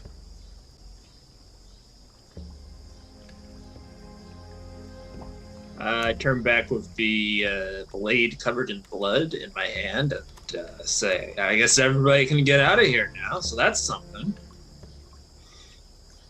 Yeah. People are going to start noticing it. You'll see this group of people go in. They don't even hesitate, and they leave this place immediately. Taddy and the kids are going to be a little... Taddy's still on the ground. The kids are going to be a little hesitant. Grizz I'm going to stop Taddy. Well, you don't have to stop Taddy. He's on the ground. Oh, yeah. There we go. Are we going in? What do you think that portal is, Bob? I have no idea. You want to test it before we go through it or something? Yeah, maybe before we send the children? Yeah. I'm going to go back to the Yggdrasil branch first and be like, well, did I pass your test? Do you want to come with me? What do you do? Specifically, what do you do?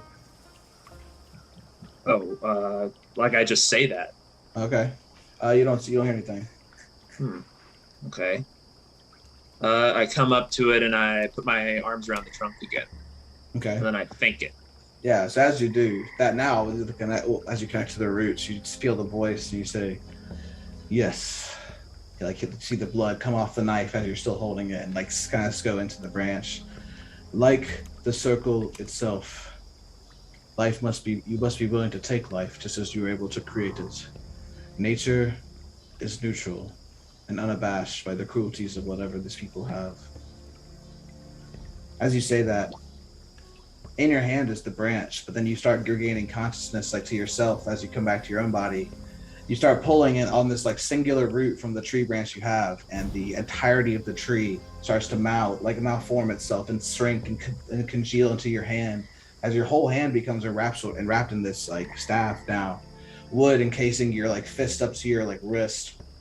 The staff is becoming more of a staff shape, and at the top is a nice bushel of starleaf. Are you saying it's part of my hand? Yeah, you feel it connected into your hand. I don't think you can let go of it. Wow. And then you have into your possession Yggdrasil's branch.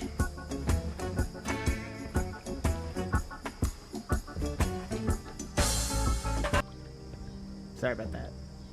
I'm gonna love you and treat you right, man. You don't want to refresh that because you're gonna look at it again and see some different stuff, like some stats you can actually use. Sweet. Well, there it is. But Grizz, that's a lot of stuff. Oh shit! But Grizz, as you start, are you corralling people away from the portal?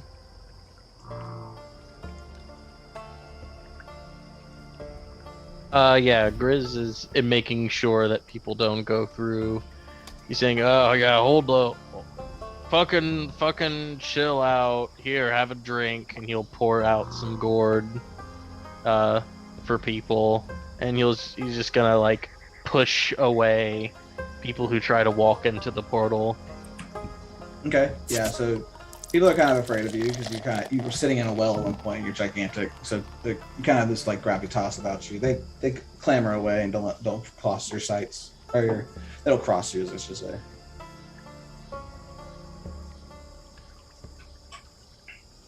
Taddy's gonna wake up. What's going on? Where we at? Ian? So she shake Ian. Uglad? And they're all gonna start stirring up, like awakening themselves. Mammoth's gonna be, damn, that was good shit. Oh, I'm gonna take some of that. We're within the limits of the tree, it's no longer there. I'm gonna run up to Ian and I'm gonna grasp his hand. I was like, thank you so much. I truly understand you now. You are my best friend. What the fuck? What? You told me all those personal things about you. Yeah, you really opened up your heart and We soul. really understand who you are as a person. I see you. Wait. Make a deception check. Can Grizz have helped him on that? Definitely, get advantage on that. Sweet, sweet, sweet. 17 and 20. Oh, that's pretty good. He doesn't have too much. He's pretty good at it, though. 14, yeah. What did I say? Tell me exactly what I said. You told me your deepest, darkest secrets. And I understand you, and I told you mine. Now, we both know each other's secrets. And the truth is, we can't be mean to each other. Because I could just spill everything that you've ever done that's wrong, and you could spill everything that I ever did that was wrong. He's gonna take you aside. Listen, Lucky, you have to understand. There are things that I've done that have gotten me to where I am right now, and I cannot have them be released. I'm not saying it. Look, I'm promising you. What we told each other in the Starleaf land stays in the Starleaf land. I told you about like a lot of shit, and I'm gonna go in that portal, and you're gonna see that shit. But what do you, I don't remember what you said to me, Lucky. Oh, really? You tell me now. You're gonna see it soon enough. No, tell me now. Okay. Do you really want to know? Like, yes, I have to know. If you have my deepest darkest secrets, this is like mutually assured destruction. This feels like bad, man. Are you okay? Yeah, I am fine with this. Tell me your deepest darkest secrets now. My mother's a succubus. Well, that fucking figures. Okay, really? Is Ian the only one hearing that? this? I kind of pull up to the side, but you can make a perception check to over here. Are we really? You're gonna get judgy about that with what you told me about what you did to become the counselor of the city? So, okay, I assured her that I had more secrets to give than that. You gave all of them, but you well, then give me all of yours right now. No, I'm not gonna give you because you're being a dick again, and I love you, man. If you can just see through and smoke Starleaf a lot more, I feel like we could be really good friends. The thing is, I think I do see you, and I think that you have no more of my secrets, and you have to tell me them now. And I think you're going to loiter this over me, and I cannot have that happen. I'm not going to loiter it over you, man. I'm going to die going down in the crag. Can we just get past our bullshit? Because, but we're, no offense, man, we're both bullshitters. We're two bullshitters bullshitting each other. That's, as truthful as, I can get about us. You're a diplomat, I'm a bard. Why are we, it's just a bad feedback loop with us. So I put his head in his hand. How could I be so stupid? You weren't stupid. You weren't a Starleaf. You were true. It made me like you a lot. I'm sorry you can't remember. Just damned you. Just damned you, okay? Damn it. Fine, whatever. He walks away. Rabab, you definitely heard all that. Oh, sweet. What about Grizz? Where's your perception check? Oh, hold on. Yes. Daddy's gonna need some more wine for this session. Yeah, Grizz, you heard bastard and demon and here's all that. Brother probably talking about me. Right. So Cephas is gonna like stir himself awake. All right, where's the fucking tree? And then he'll look to Rabab and see the staff in his hand. Well, I guess it was a fruitful journey. I waddle it like, hey, this is the tree. I'm holding the tree, man. Yeah, cool. I see like that's like a little gauntlet with the tree itself. It's like, oh, it's seems to be fused. Yeah, that part might bother some people, but I think it's kind of cool. All right. My thought process is that we have retrieved the tree. Let's go through the portal and let's try to take all the citizens with us back to the main area, and they may be able to exit the crag, theoretically. Yeah. I thought you didn't trust the portal, dude. I don't trust shit. I don't give a shit. I smoked a bunch of Starleaf. I'm a little hungover. Let's go. All right, let's go for it. Who goes first? I'll go first. All right. Lucky runs ahead and dives through. Fuck you! Love it. All right, hold on. I'm gonna end up in like hell with my luck. You guys arrive at a campsite, a nice forest clearing. It's pretty beautiful, actually, very serene. Like it's like you see that starry night, like as you look into these clouds, and it's a cloudless night. You see all these great and beautiful, like sound, like hear these sounds, smell these smells. You notice there are 4 cots. You notice, Rabab, that the smell of cooked meat is coming through very pungently. It's a very similar scene to like a scene you've actually experienced quite a lot. From this forest clearing over here, you're going to see a certain friend of yours come out of the woodwork as a tiny rodent starts waddling his way towards the campsite. Oh, shoot. That's... Dude! Hello, Rabab. It's been so long. Is it? I mean, I don't know I still don't know what your deal is, man. You're like outside of time and space. You're like, a time god as far as I know. I'm no time god, Rabab. Just your friend. Come, tell me about your travels. Where have you been? Yeah, we have a lot to catch up on. We have all the time in the world to do it. Well, yeah, in a manner of speaking, I mean, there's just some stuff I'm kind of involved with these days, but yeah. So you sent me to the crag of the magic vault, so you know about that, right? Of course I do. Of course I knew about that. Do you know who the black-eyed girl is, and about Mistra and all that? Well, no, I don't know anything about that. Oh. Why don't you sit down and tell me about it? And he'll sit down on this cot.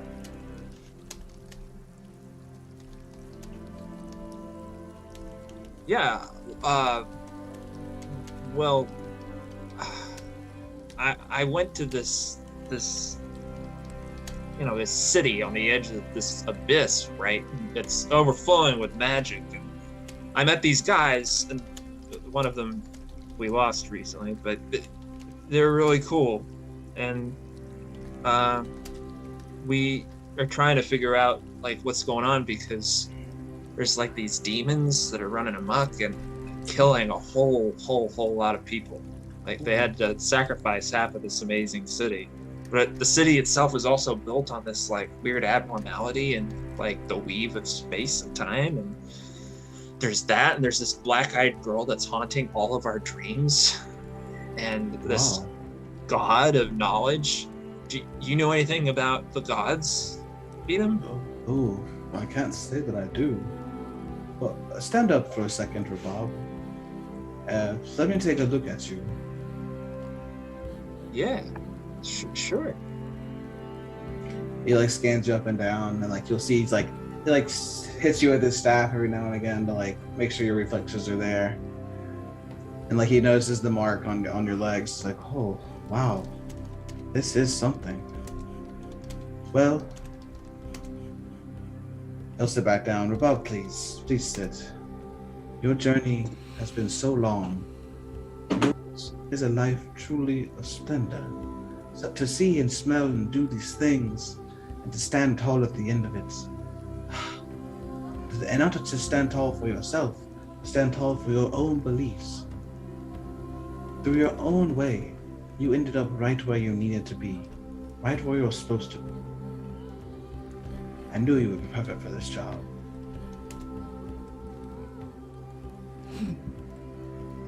What job?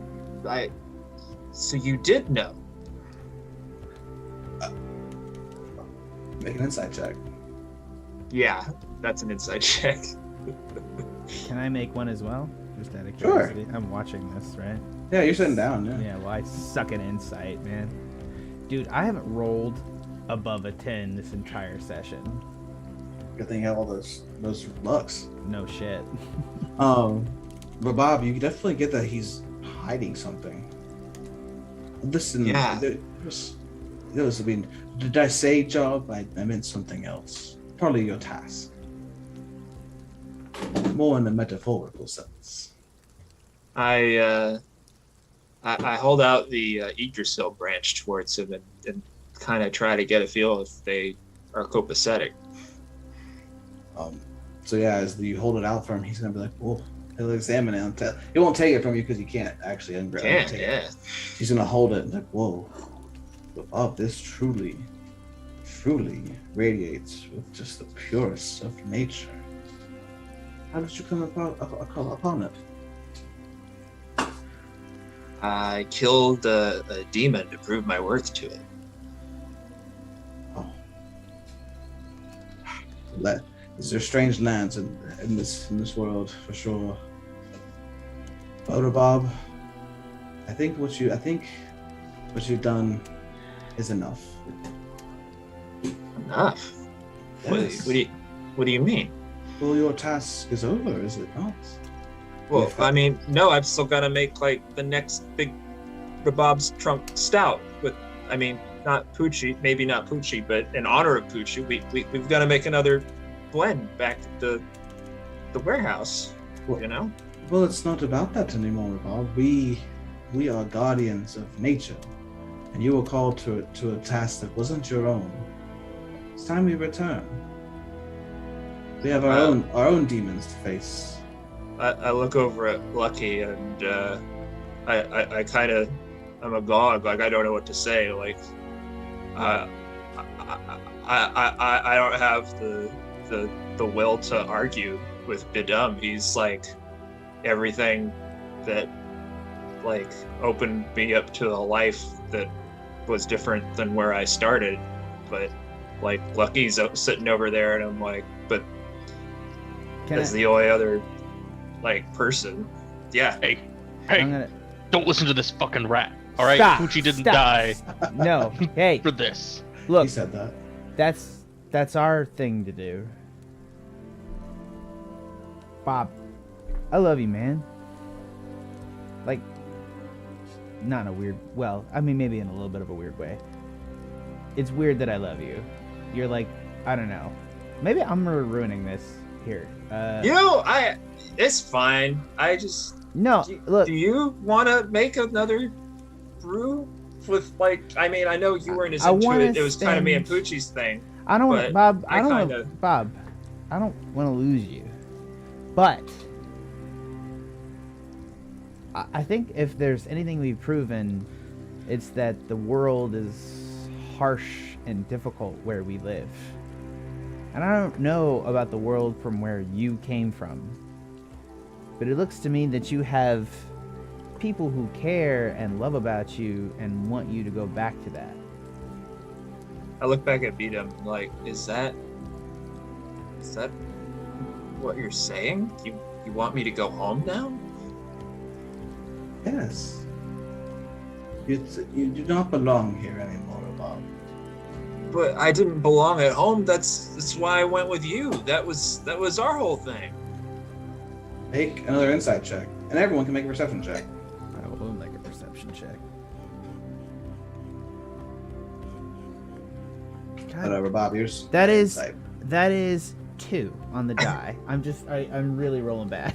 Like I have all these rolling powers, and somehow everything has gone to shit. Yeah, so Beaton will say, "It's not the way, Rabab.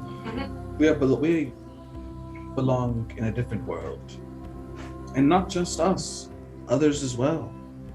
And he'll like gesture to this area of the map over here. You'll see La Rousse come out of the woodwork. I'll just walk up. Rousse? Dude, where have you been? I fell with the city, and then I just wound up in this place. Thought I was a goner. And Bob? don't you still want to go back to your family that you have, Rousse? Oh, of course. Of course I want to go back. So that's where you're going. Yeah. That's where he wants me to. We're all going to the same place together? Yeah. Back home, Rabab. Come with us. I don't think I Bob, want to. Listen to me. I love you, man. I'm not gonna let Poochi die in hell. And as much as he's a piece of shit, neither is Grizz. There are people here that can carry on for you. I don't know where we are. I don't know if this is reality, but we are in one of the most magical places in all of the continent from where I am from. If there is a way to return home, it is here. I love you, man. If this is a way for you to go home, you should take it. Because you should think about your long-term happiness, because if there's anything that on this earth that you've learned from lucky goddamn Mulligan, it's selfishness. And when you need to take that selfishness and hold it to your heart, because you deserve to be happy. And if that means going home to see your parents and your kin and live in a world where people have trunks, because people don't have trunks here. That's gotta be a negative, right? I've got a trunk. You have a pickle at best. Alcoholism does not do good things for your dick. I'm just saying, man. I'm so sorry. Alcohol mastery, though. That's fair. I don't know. Obviously, alcoholism has somehow made him stronger in this universe. Clearly, if it improves other things, we're fucked. In more ways than one. He's also just large size now. Oh, that's right. It's like it has to be big, no matter what. Beaton is gonna hold out his little tiny rat paw.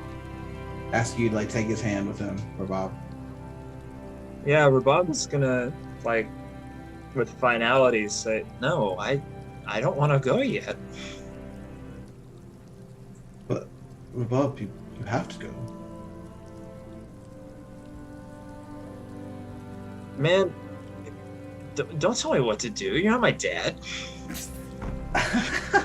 Oh shit!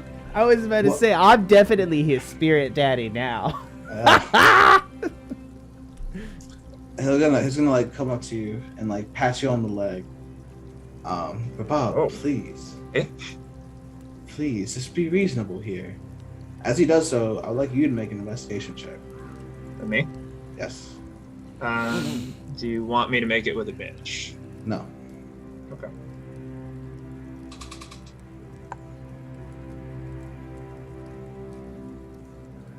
Yeah, so Beaton patting your leg is definitely out of character. Like you never saw him do that. Yeah. You also like notice that as you like look up and down more and more, there are slight differences. Like his ear is like a little folded like that instead of it was being perky. His tail's a little bit like curlier at the end. And you also start to see this very like ominous aura about him. I'm not getting good vibes here. Lucky. Oh, is this? I say this as I'm just like looking at whatever she is. Yo, back away from the man's trunk. You don't just touch a man's trunk like that. Riz is gonna take a pre-combat drink and just kind of stand up and take a deep breath, like, right. I'm gonna limber my strings up. Yeah, I take my staff and crook it under Beadham's arm and lift it slowly off of me. As you do so, Beadham will utter a scream you never heard before, and he's just say, "The jig is up!" And then from this area, you'll see a spell cast of an ice storm. Counterspell. Can you see them? You can't counterspell at me if I can't see you. I mean, you can't cast Ice Storm. You have to have line of sight to cast Ice Spell. But it targets the ground.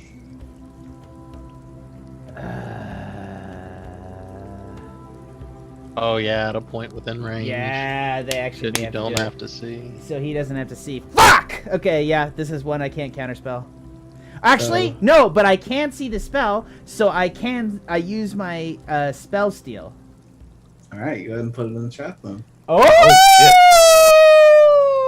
shit. Is this your custom spell? This is my custom spell called Spell Steal. It's a 3rd level spell. I'm pretty sure it's called something else.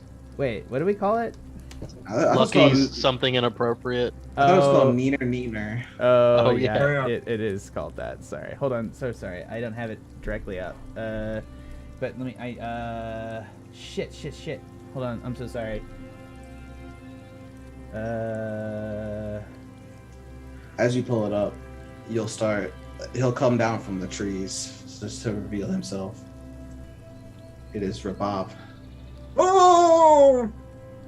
My not so chill anymore, brother. Okay. I cast this spell at a 4th level, and I'm gonna put it in VT. So it works like this one works like a counterspell rules. So it was 4th. There it goes. Spell Steal. You attempt to steal a spell from a creature that is released. If the creature is casting a spell 3rd level over, you automatically steal a spell. You can cast a spell normally without expending a spell slot once within the next 12 hours until you take a long rest, whichever comes first. To steal a 3rd level spell or higher, you must succeed on the spell casting ability modifier. So what level is the spell? It's a 4th level spell. So it's a 4th level spell, so I still have to do DC plus the spell's levels. So 4, so I do have to pass a DC Arcane 14, right? Yep, exactly. Damn, I actually still have to do that. Well, you know what? I may. You cast as a higher level. I'm not, but which is dumb since like I'm spending all my 4th level spells because that's my favorite spell grouping. But let me go ahead. It's 4th level, and I'm gonna go ahead and roll it, and I can probably manipulate the roll worst case scenarios because I can replace it with a 14 if I want to. So I'm going to roll Arcane plus 3, 23. I nailed it. Yeah, you definitely you see the spell coming for you, and the ice path, like the ground cold and the ice shears come up. You grasp that shit out of the bear, unraveling the magic, and then reculminating into yourself. You're gonna hear from the side, "What the fuck?" And then we're gonna take a little break. I love Spell Steal. I really love this counter. I'm so proud. I'm so proud of both you, me, and everybody else. This is what I've been waiting for: is a fucking spellcaster that I can steal their spells. Thank God. Rabab, no less. Well, then we were like at Poochie's thing, and he's like, "Oh, look at all these monks that don't have spells," and I'm like, "Fuck you, Poochie." Sorry, I love you, Poochie. All right, let's see. It's 9:48 right now. Let's come back at 10:05. That'll be good. 10:05. You got it. Hold on. And if you're late, your evil twin will come into your bed at night. What? Did you put that on me? That's horrifying. Don't put that on me, you're good, Bobby. Yep. We'll be back in a bit. Ready?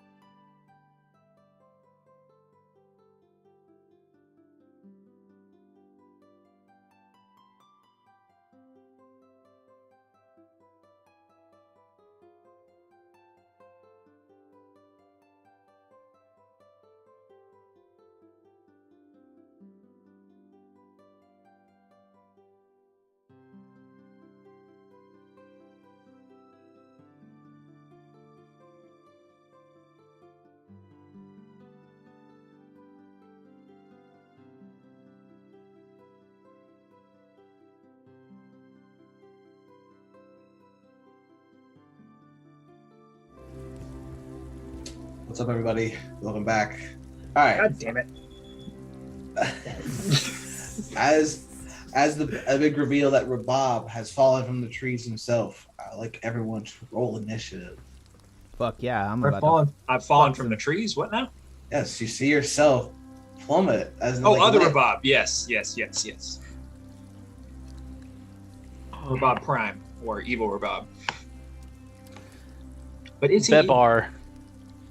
Wait, Babar. Babar. That's a nat 1 initiative. Thank you very much. Nice, dude. Babar got a 9.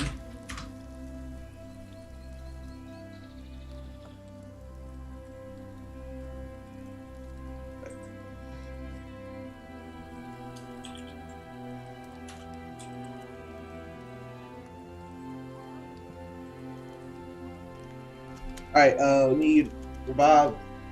Oh, I need all the Ians and shit.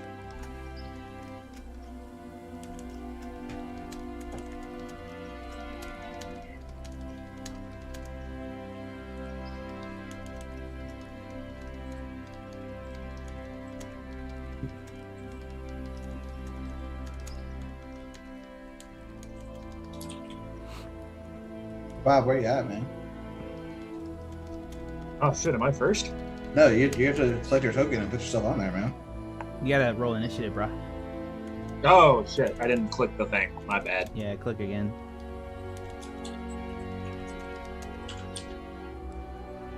I mean, technically, I didn't. I literally did click my token and then read it and roll in that one. Yep. Okay. Cool. I'm gonna drink this espresso martini. Let's do this. Oh my god. Crack boots.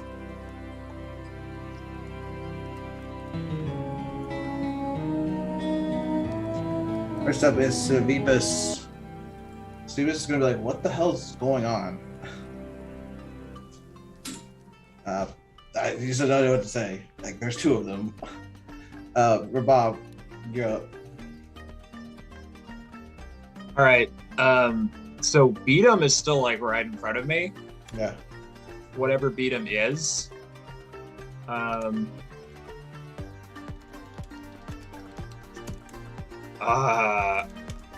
I cast Shillelagh on my staff and hit him with it. Nice. Yeah, go for an attack. All right. So with the Idrisil staff. Hell yeah. I just made this macro and I don't think it's working. My bad.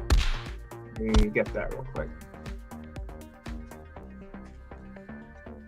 So to hit, there we go. And Oh shit, my horns. that's with a plus 12. And damage, it's with a plus 8. Yeah, 21 definitely hit. And then that's the damage for 13. Okay. Oh shit. Naked with. And my does that horns. hit? Oh yeah, 21 definitely hits. Then force damage. Nice, 8 more. We total 21. Since I took the attack action, I will attack again Hell with yeah. the power of my Earth Spirit, the old god. So rolling again. Yeah, go ahead. I need to work on this macro. Ooh, wow, great to hit. 30 definitely hits. Roll that damage again. And the damage. 9 more. Crit. It's the nat 1 plus 8. Okay. All right. And force damage again. 20 more. How's yeah. Beatum looking? Does he still look like Beatum? What the hell is going on? What is this nightmare I am in? Yeah, so after like clobbering him a couple times, dealing a total of 50 damage, you're gonna see that Beatum is just like, he looks like Beatum, and he's just beating the shit out of Beatum. Like you see his face like hit like being clobbered as his body ragdolls back and forth between your staff, but he's not changing form or nothing.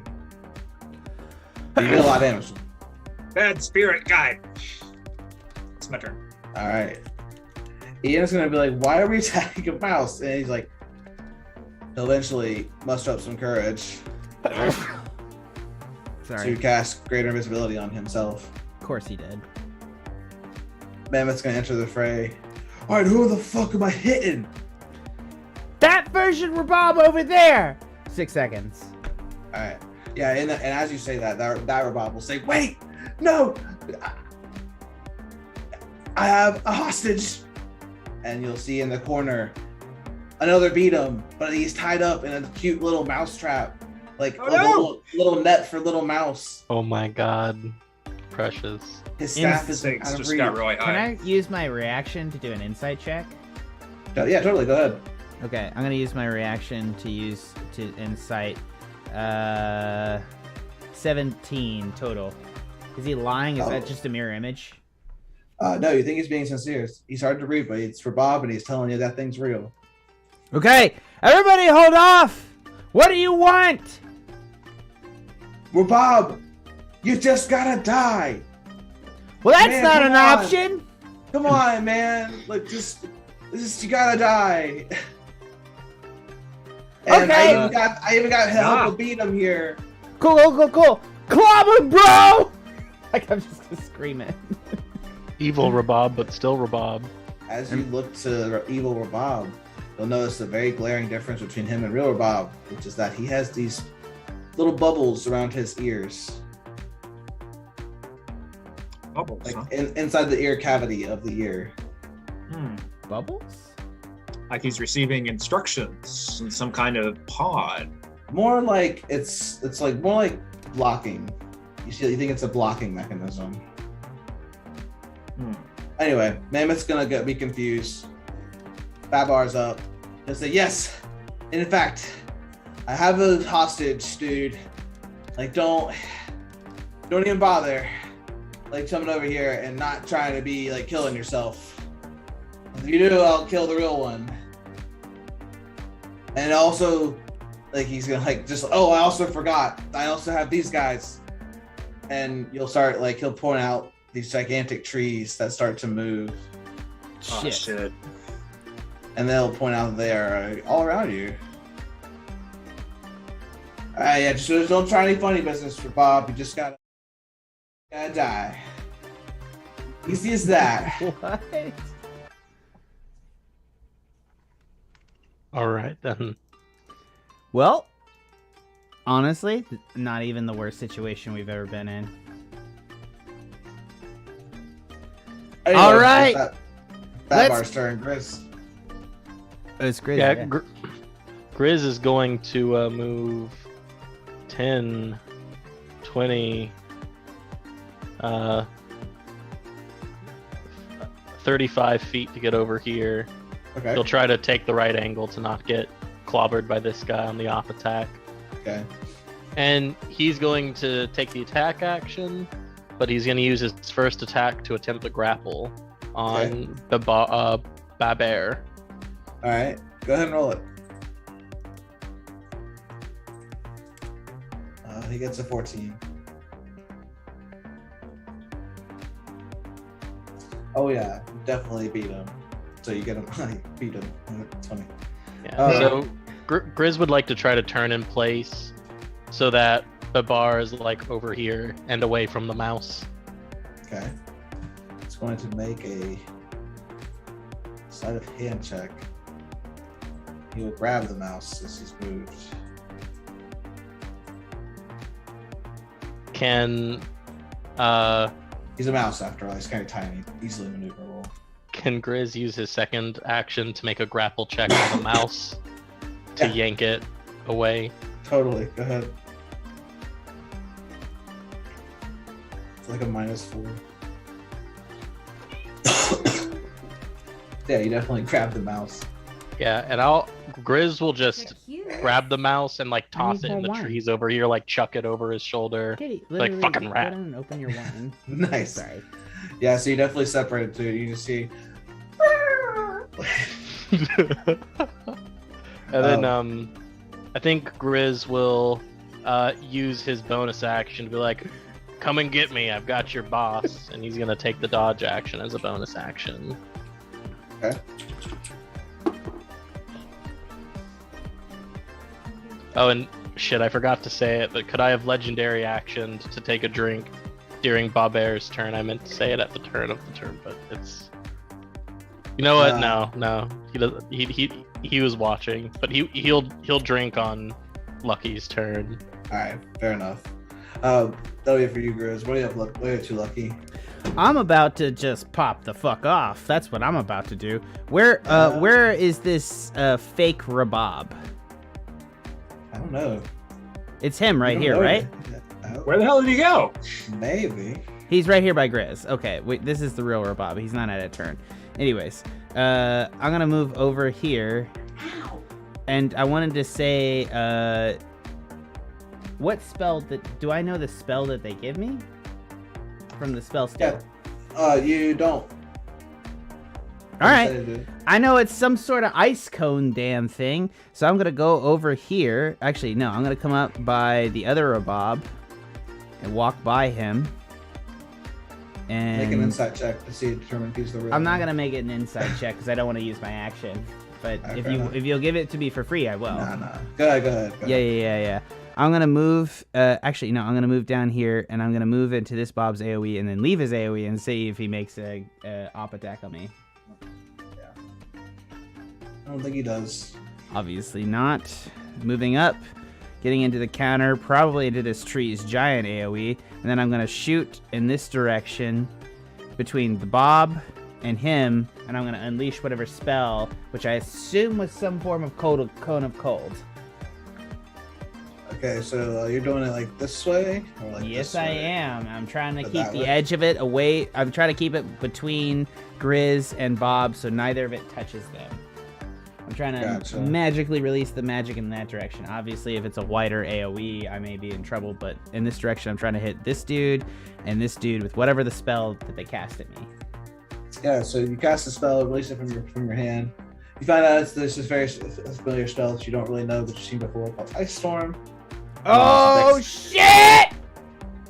17. So Rabab will make his dex save. Made by moi. He'll fail. Take a lot of damage. What's that? Is Grizz in the splash zone for this? It is a 20-foot radius, so yeah. I did not. This is the danger of spell steal, as we have learned. I do not know what spell I cast. Oh my god. Shit, yeah. John, I love you so much. Grizz does have evasion. You so should be just alright. live in the eye of my spell storm. There we go. So he takes 46, which is 19 damage, which is a hefty amount. All right. Anything else for Lucky? So that's my primary cast, which was also a use of, so that's a 4th level slot. I can't cast anything else this turn if I'm not mistaken, but I can, I'm gonna toss a Bardic Inspiration over to Bob, just for shits and giggles. Nice. Which Rabab? The correct Rabab, which is in the center here. Okay. That'll be it for Lucky. So weakness will go up. Yeah. Realizing this, they're clearly attacking this Rabab, so he's gonna trust you guys. Go for an attack with his sword Nemesis. 19 is gonna hit Rabab. And damage will be coming in soon. A con save from Rabab. He'll pass it, so he'll only take. Hey. He'll only take half. Okay.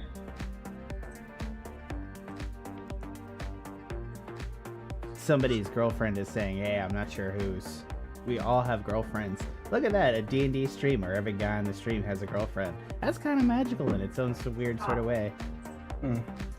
Look at us. Anything's possible. Believe So in it'll- yourself, fellow nerd. He'll swipe at Rabab evil. Or we don't actually know which one's evil, you know. They could be switched at some point. Sure. Poison will trip down. The trees are not gonna go. We'll see this one come up to Lucky and go with a big old slam. There's gigantic roots pulling up from the ground. Oh, 27 to hit. Hold on.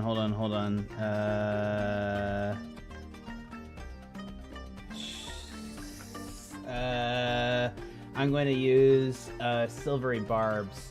You magically distract the triggering creature and turn the momentary uncertainty and encouragement for another creature. The triggered creature must reroll a d20, so you got to reroll that again. All right. There we go. 24. Still hits. That's nasty. 20 bludgeoning. Next, since you get hit, you are grappled within the roots as they pick you up from the ground. Okay. You are considered restrained. This is not what I wanted. More are gonna come up. They're gonna come up to here, and actually this one's gonna go to you guys. Grizz, this one's gonna be against you. 23.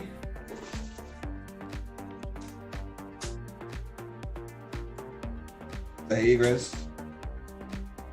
John. 23 will hit, but it is at disadvantage. Oh, right, to the dodge action. Oh, nice. And Oh, because shit. of that, Oh, damn. You dodged that really well. This is gonna be against Mammoth. 19 will hit. He'll do some damage. Sorry, for a second I just wasn't responding to the name Grizz because I was like, that's not me. I'm Pooch. But 17. Oh, Ian has an greater visibility. Oh, with another one, another dodge because of cowardice. And then this one's gonna be against you, Rabab. Oh, an 11. Does that hit? I don't think so. Sorry, All you're right. talking to me? Yes. Does an 11 hit you for your AC? No. All right, that'll be their turn. Rabab, you're up. Lucky is restrained. All these trees are coming to life, and Beat him is still at your feet. See what I can do about Lucky being restrained. What do I know about these tree guys? Do I know anything? Take a nature check. Nature? Wait, Yes. that'll burn your action. Oh yeah, well, won't it? Mm-hmm. Nice try. No, I mean, Sorry. might be a good idea still, but probably not worth a whole turn. I can What I got polymorph here? next turn and bite him. Yeah. Well, let's see. We decided I can attack and bonus action cast just Shillelagh, I think, right? When it comes to my cantrips, it has to be Shillelagh or similarly designated spells. Okay. All right. Is fake beat him or whatever he is bloodied? Yeah, it's pretty bloody. All right. I'm gonna hit him again. Go for it. So attack with Shillelagh quarterstaff, Yeah, 19 will definitely hit. and the damage is 16 Extra other damage. plus force damage. Oh yeah. 50, 66, 72. 3. Alright. And with the power of tensors, attacking again. Alright. 26 will hit, and then 11. Plus force damage. Alright. So you look at this rat on the ground and you're just like, how are you still standing? Like you see he's like almost limping at this point. It's just, he's gonna say, Rabab, why? Why? Man, what? You should know why. You should know everything, but clearly you don't. So you are not actual fucking Bidim. I don't think. I don't think. I don't think, as we're Ian. considering. Is that it for you? Yeah, that's my turn. Yeah, so Ian will go. He's gonna disengage. Flee into the forest. Classic Ian move, right? Mammoth is gonna go up. He's gonna attack this big tree to his right. Oh, crit. And then another one. Oh, he's gonna. For some reason, these big gigantic clubs, they're just gonna bang off the tree root itself. Unable to do anything with bludgeoning damage, it seems. Not for this turn, anyway. Babar will be up, and he'll say, "Come on, I don't want to fight you guys."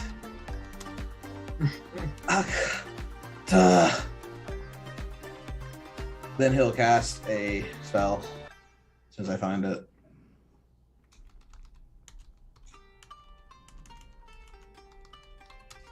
He'll cast Bones of the Earth. Ah, shit.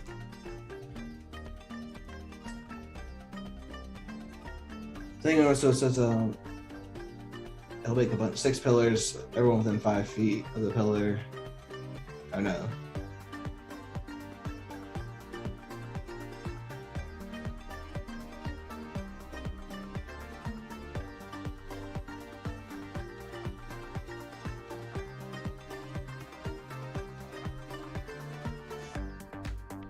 Okay. Sorry, I was just reading that spell. I thought it was different from what I read earlier. Yeah, so he'll cast Bones of the Earth. These 6 pillars are going to be about right here.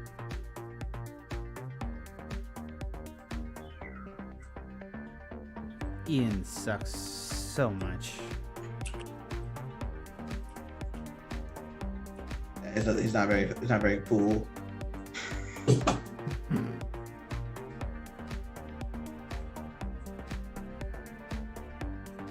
No, right here. Shit.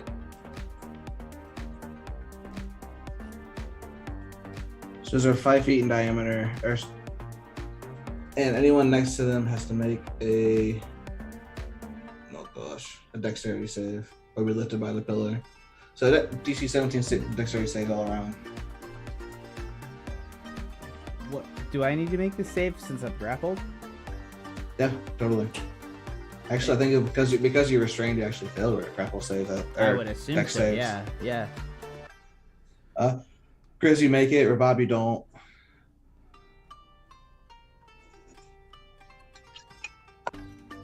So you guys are lifted 30 feet into the air. I am as well, right? And I take the 23 damage. Yep, exactly. Was there damage too? Yeah, Yeah, 23 damage. I'm bloody. All right, shit. But does he lose grapple on me? Because he may have to make a save to keep the grapple, right? Actually, he kind of lifts you out of it because you're 30 feet in the air, and he doesn't. His roots don't go that high.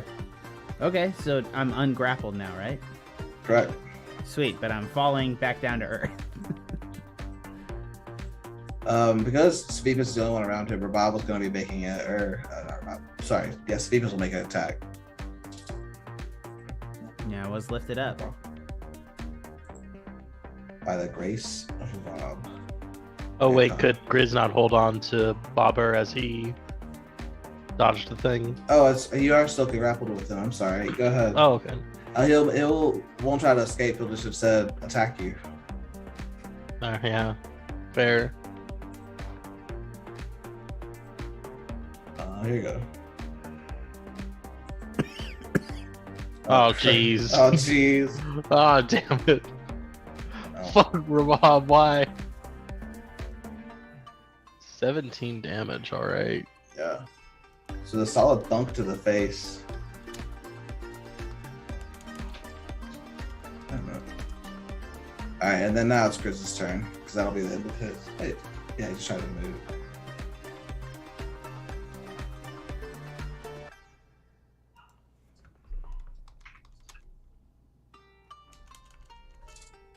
Actually, Grizz, I'm sorry. Take that damage back. He already used the spell to spell this turn. I'm sorry. That's I Oh, was about to shit. say. I didn't want to question. I just thought but, about that. Yeah. Grizz, you're up though. Oh, thank God. Alright. Grizz is just gonna... I mean, he's got Rabab in one hand. And he thinks, this would probably be easier if I just put him on the ground. So Grizz is gonna take his hold of him, kind of pick him up some and slam him into the ground and try and prone him with a shove maneuver, but maintain the grapple. All right. I don't think you have to do anything for that, do you? It just happens. Or do you I think it's like a contested athletics check. All right. He gets 3. Or he can use acrobatics to defend it if he wants. I'll take the athletics. So you definitely shove him effectively, almost like like an 8th grader bullying a 3rd grader kind of situation. Yeah, and just like at that 8th grader bullying that 3rd grader, Grizz is gonna get down and start beating, Alright. wailing on him while he's down. Yeah, go for it. He's prone now, so you may get advantage.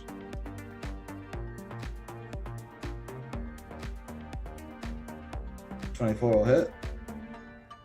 Nice. Ooh, 16 points of damage. Not piercing. Man, okay, but 16. Alright, noted. Alright. And then other attacks? Yeah, Grizz will bonus action to do a single or he'll flurry and do 2 unarmed strikes. Alright. 25 will hit. Okay, so a 25 and a 26. Yeah, both those hit. For 8 points of damage each. Alright.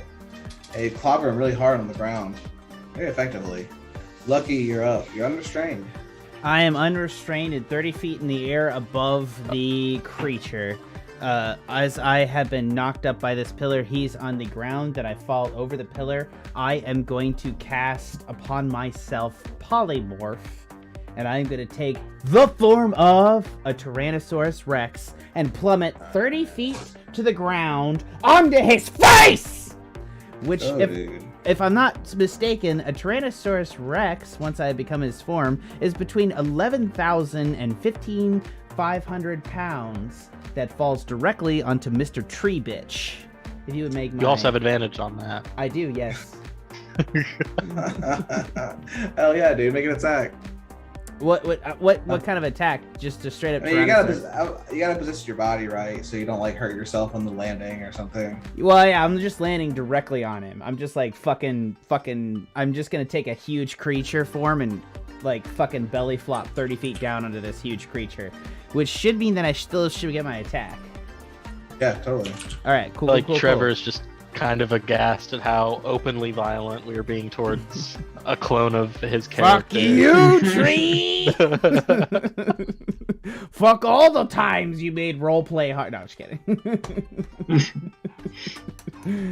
Yeah, I just land on this thing and I'm gonna make a bite attack on it. 23 to hit. Totally hits. Okay, cool. He takes 36 piercing damage, and he is grappled unless he can make a DC 17 escape. Who's grappled now, bitch? Yes, he'll take that 36. A huge chunk of that root was ripped out with that bite. He's grappled effectively. Sweet. Which means he's going to have disadvantage on my tail attack, which will be 29 to hit. Hell yeah, you get another attack at him, roll some damage. 10, so he takes 10 bludgeoning damage as I fucking whap him in the face with my tail. Yeah, so with the one bite, you kind of take out half the roots, and the other like tail swipe, you kind of take another one. He's kind of on his last legs now. I ain't fucking around. I'm gonna release him, and I'm going to clobber over top of him. Well, we're both huge creatures. It's up to you for ruling. And I'm gonna move over to see what's happening with the trap on this dude. All right, he will get an op attack. Sure, go ahead. 23. That will hit a Tyrannosaurus Rex, yes. 19. Cool. All right, and I barely feel it. You're restrained. Wait, I'm restrained? Yeah. He restrains you on a hit. What? All right, well, I don't leave his AoE, and he gonna die next turn for this injustice. Yep. Then it'll be Sleep's turn. Oh, he didn't actually make an X save.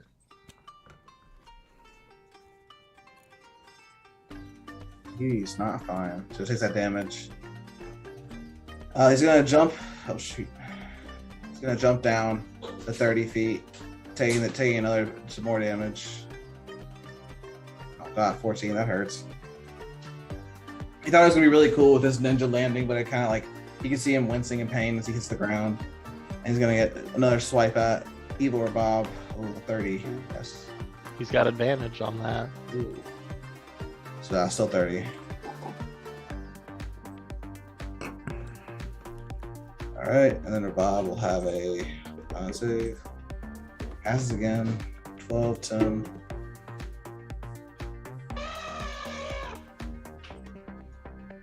All right, now the trees are up. Let this one go first. A big old root slam coming in, another Tyrannosaurus. That hit the 19. Oh, onto me. 19 to Yes. hit. That will hit, obviously. 13 bludgeoning. 13. This one's going to come on Grizz. 24. Grizz. Grizz is going to get hit by that 24 for Alright. sure. 18. Yep, and he's restrained now, right? Correct. This is going to be on Mammoth. The 16 will hit him. He's like at 5 damage. He's also restrained.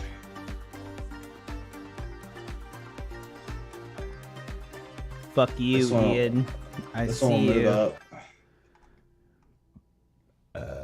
This one will get a swipe on regular Bob. 15 to hit. Does not hit. All right. Successfully dodged. This one's going to move up to help with Mammoth. Oh, crit. Yeah, Mammoth's not looking too good. Yeah, he's doing fine, but he's just taking on more than he can handle right now. That'll be for them. Or Bob, you're up. You see you know yourself to get evil. Bob's getting a pounding. Yeah, that's mildly disturbing, but considering everything that's happened so far, I'm all right with it, I guess. I've been a little distracted. I was messed up my roll 20 to where I'm not even sure what my full HP is anymore. I think it's around 123, so we're going to say I'm at 100 right now. Okay. But I'm going to cast, as long as I'm hanging out up here, let's test out the Yggdrasil branch. And, since they put me all the way up here, why not summon some lightning? Where did you go? Just saw you. Lightning, lightning, lightning, lightning. Somewhere. Calling forth from the heavens. Call lightning. 3 charges in the Yggdrasil branch. Oh, who are you attacking? Good question. I need to pick a creature within 5 feet of a point in space. I guess.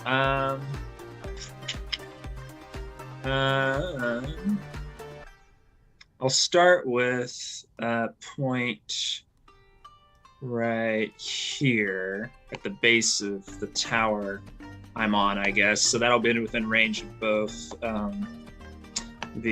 right here. So that'll be within range of hopefully this tree person and false beat him.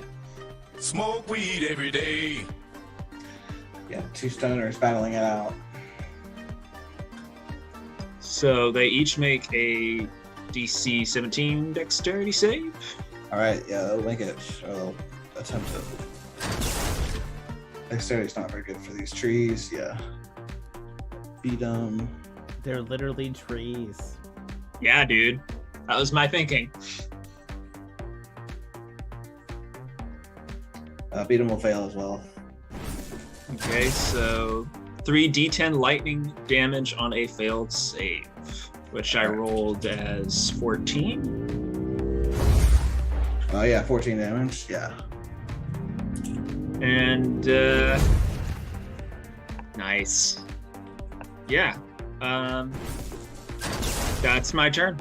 I'll maintain concentration on that spell and use it again next turn.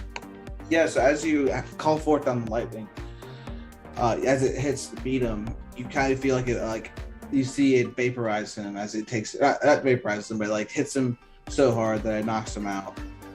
He's now on the ground, unconscious. Okay. You see that he begins to fade away, melt even into the gray ground. Huh. Almost like a puddly sheen has come over his body as he just gets enveloped back into nature. Was he made of clay? It seemed more liquidy than clay. Hmm. Anyway, Is that it for Bob? Yep. All right, Ian's up. Continue to do what he does best. Mammoth. He's gonna start clobbering away at whatever he can. Another 11, 2. Gosh, he just can't hit anything really. Even against his mass tree. Babar is up, and he's gonna say, "Wait, stop! I can tell you what the evil guy's plan is." Does anyone seem interested? Wait, who said that? Babar. Tell us what whose evil plan is? The evil Babar, right? Not the one in the trap. No. This guy right here. Oh, Babar, fake Rabab. Yeah. Grizz will say, well, we already know what it is. It's to be an asshole. Fuck shit up. We're gonna stop him. I secretly like Grizz. I don't have a character reason to like Grizz, but man, do I like Grizz. So Rabab, after he says those words, and it seems like no one is really interested, he's gonna use this action to turn into a tiger. Fuck you, man. Grizz takes an oh boy drink as a legendary action. Nice. You can drop legendaries, motherfucker. Let's go. Yeah. That was his action to do that, so he will be there. He is still grappled by you, Grizz. That'll be it. Grizz, you're up. All right. Grizz is going to. Yeah, he's just gonna. Is he still grappling Bobber and like holding him prone? Yeah, you definitely are. You're holding this tiger down. Yeah, I mean, I guess he's a tiger's pretty cool to wrestle with too. Yeah, Grizz is just gonna go in on him and say, "Come on out, Rabab. Stop hiding in tiger form." I mean, sorry, Babber. Oh, yeah. So all three of those are gonna hit. So it's with advantage. Is the? Oh, okay, gotcha. But yeah, all right, dope. So both those, one crit. And then Grizz will flurry to do 2 unarmed strikes. All right, 24.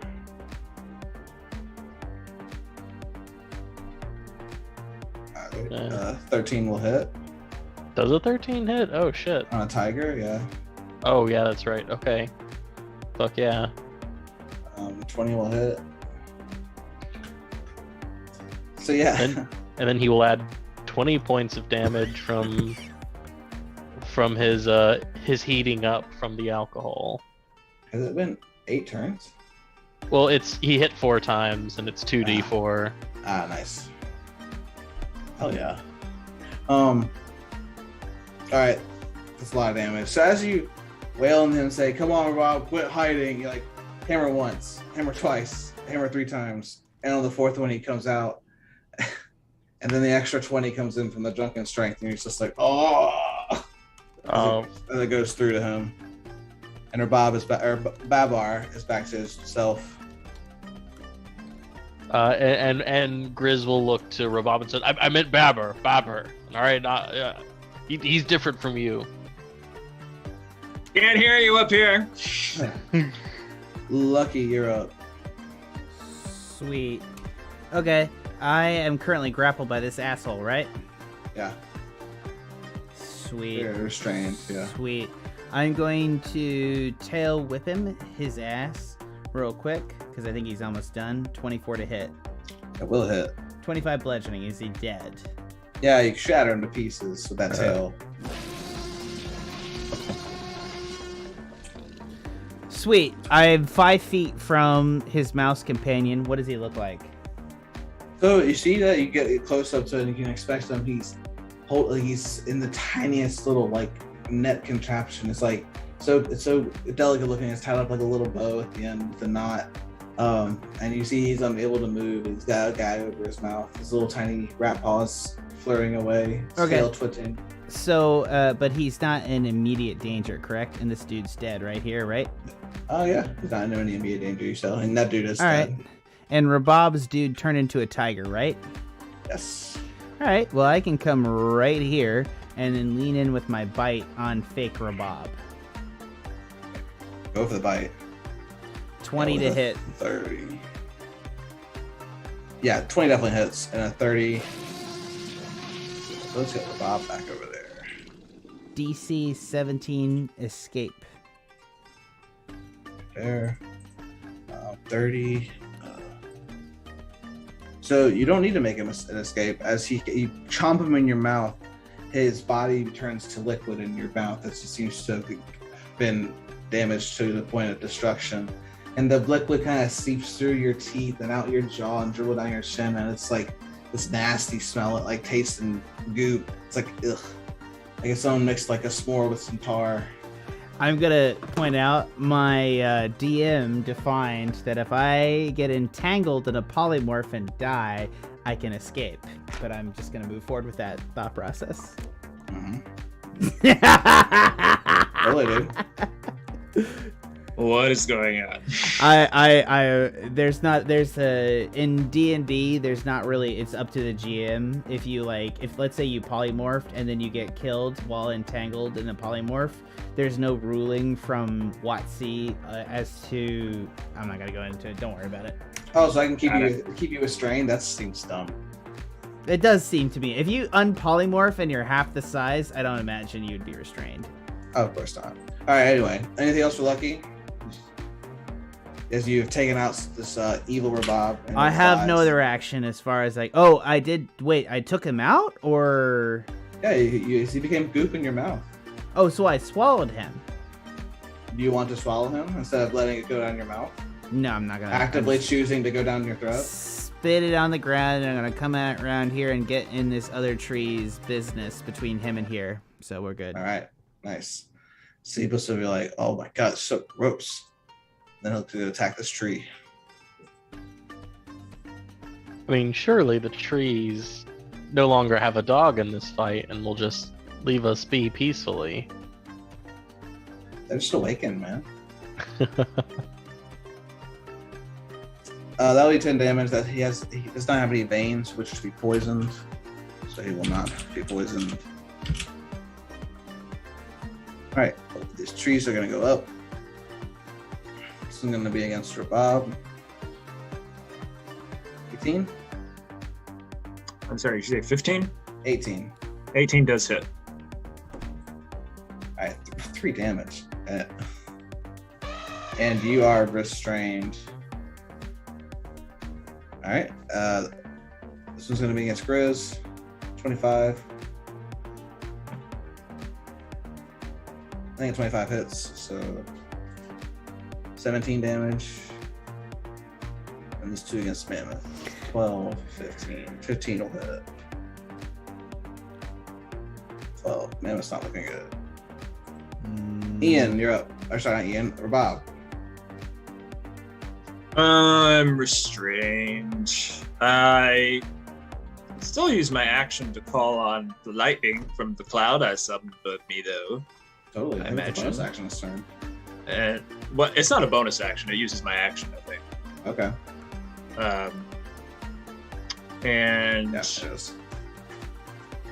I will gesture with my staff back at the tree that's holding me down. Here, back at this thing, and have the lightning strike the tree. All right, yeah. That's holding me down. Go for it. That's a dex save. Yeah, I'll roll the damage again.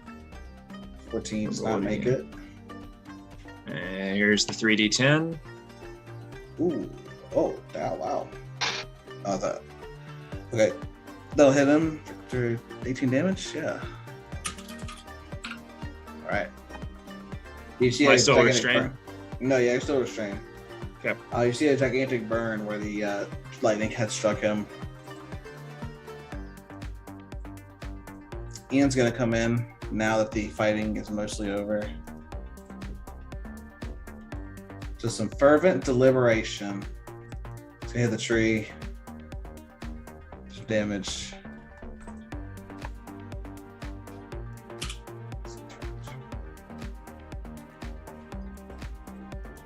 Right.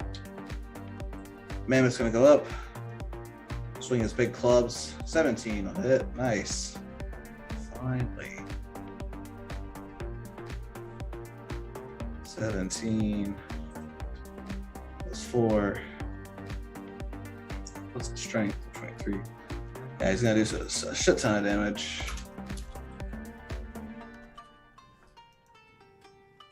Right. That bar's off the initiative. Get his ass out of here. Grizz, you're up.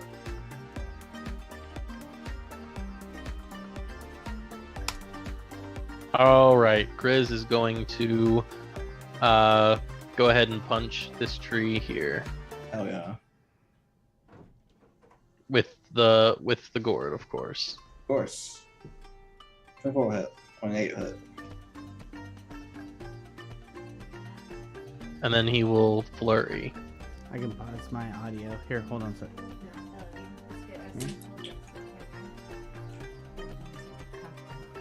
All right, and Both those will hit. all right, cool.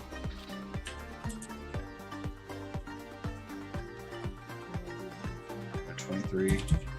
Oh wow. So yeah, with all those flurry of blows that are coming at you, you're gonna just annihilate this tree as you just break root by root with each punch.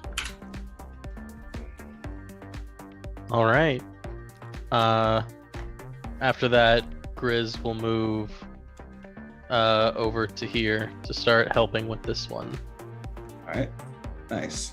Lucky, you're up as you're gonna start to see the bone towers secede. Yeah, fuck all these guys. I can't help the mouse, but there doesn't seem to be anything that's going to be killing him in the next minute or so. So I'm gonna roll over here and do my damage. I'm gonna run up on the tree with Maman, and I'm gonna be like, fuck you. So let's go ahead and go in. I'm gonna bite him. Yeah. Oh shit. I'm gonna 11. replace that 14, which is a plus 10, with a 14. Hell And yeah. that's gonna make it a 24 to hit. Definitely hits. Sweet, which will then do 39 damage, and he needs to make a DC 17 escape. No escape needed as you just slam right through with the bite, crunching him in your jowl as the splinters go off flying. Sweet. Another one dead. I'm gonna move around to the next dude and do my tail attack. Go for it. 20 to hit, which would be That 21. hits. I'm gonna spin around right in place, just like making eye contact, literally like direct on eye contact with fucking Maman, and be like, "Murder, bitch!" in Tyrannosaurus Rex, which sounds like this. And I'm gonna whip the other dude's face with my tail. Oh, he understands you because he speaks every beast language. and you annihilate another one with your tail, kind of like saving his ass because he was kind of struggling. I'm gonna And move Hale's around. lucky. Yeah, I'm moving around with the last of my movement up to this next tree, getting to his AoE, and just being like, I'm a Tyrannosaurus Rex, and I have 104 health left. What are you guys even bringing to the table? Yeah. This tree is sufficiently scared, but he knows no better. I was scared of tree. Big day for the T-Rex. It's gonna take that damage. It's not gonna be enough. As you see, the tree is almost like literally on its last legs. It just goes for a piddly attack against Rabab.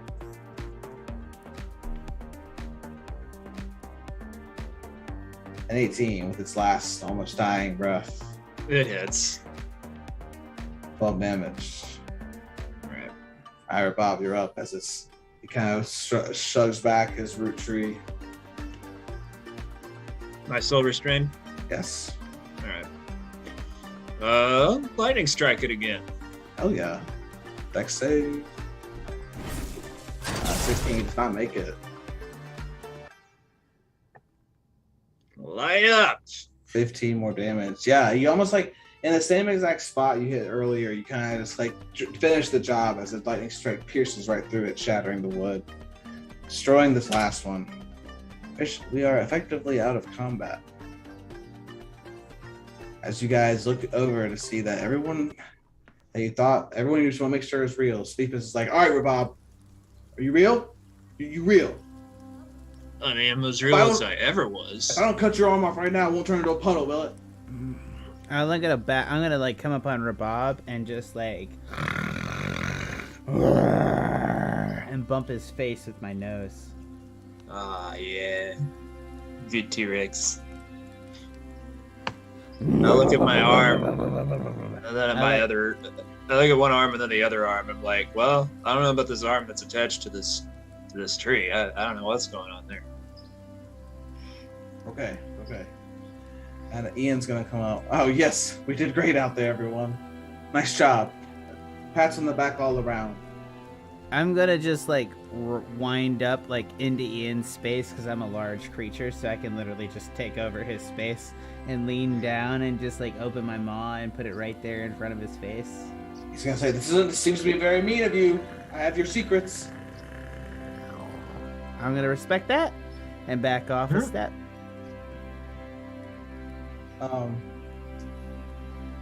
You're gonna hear a small rustling coming from the bushes as you see the small mouse struggling with his spines. I'll lean down and use the same. Do I still have the knife that I got from the Yggdrasil branch, or did it like go back into the tree? Moving back into the tree. Oh, okay. Well, I'll lean down and I'll cut his bonds with Nice. something sharp that I surely have. Yeah, I think you'll have like an arrowhead or something. Or if not, you borrow one of Lucky's claws. Pull a tooth out of his mouth? I don't think so. I wouldn't do that. But you effectively cut him out with enough time. He's gonna say, Rabab, thank you. I don't know what's happening. You showed up back in our world and shoved a mirror in my face. Actually, no. I looked into a mirror. Or was I a mirror?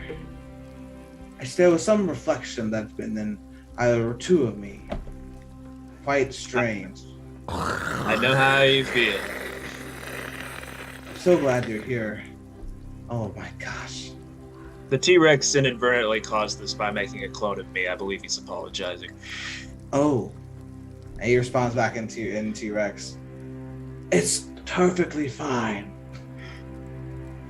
I am in T-Rex.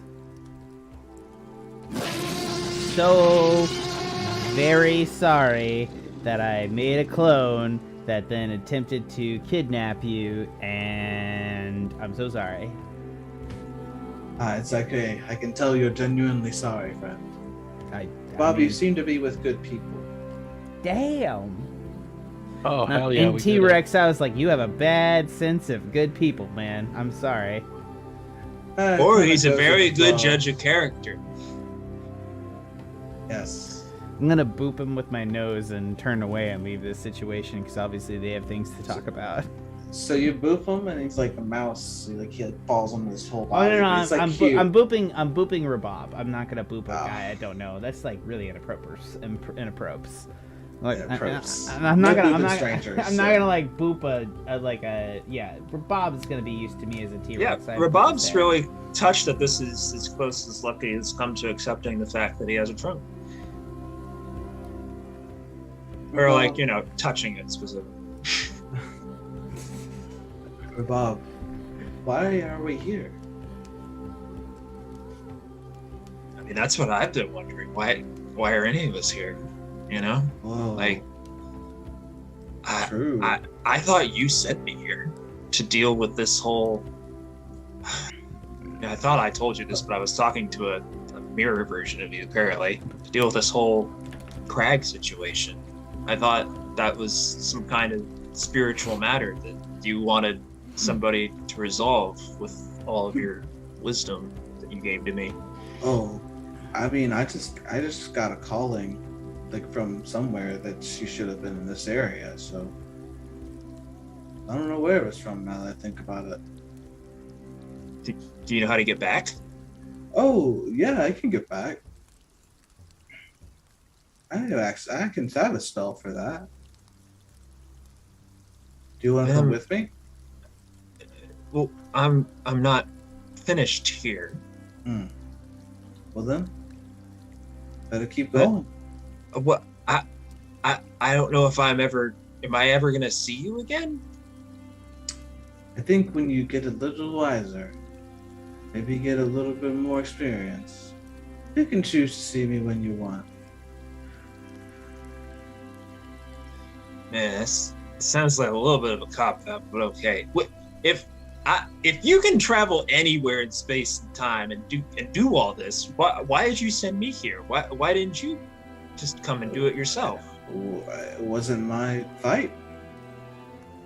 The nature didn't call to tell me to do it. It called to tell you to do it. All right, I guess. Good luck with wherever you're going, man. You too. Mouse. I'll see you probably next week. Oh, well, I mean, next week works for me. Yeah. Oh, nice. We should have wrapped all this up by then. Yeah. Okay. Good. Yeah. I have one more thing to ask before you go. Do you have the power to help? There's on this quest that we've been on, me and my friends here, we've made some sacrifices along the way, and we lost someone really dear to us. We think he sacrificed himself to hell to help one of us, and I gesture at Grizz. Do you have any power to help us get to him, to save him? Do you know where he is? Is he alive? Well, do you know that kind of thing? I don't know that kind of thing, but I could always try to find out for you. Going to the Nine Hells is not fun.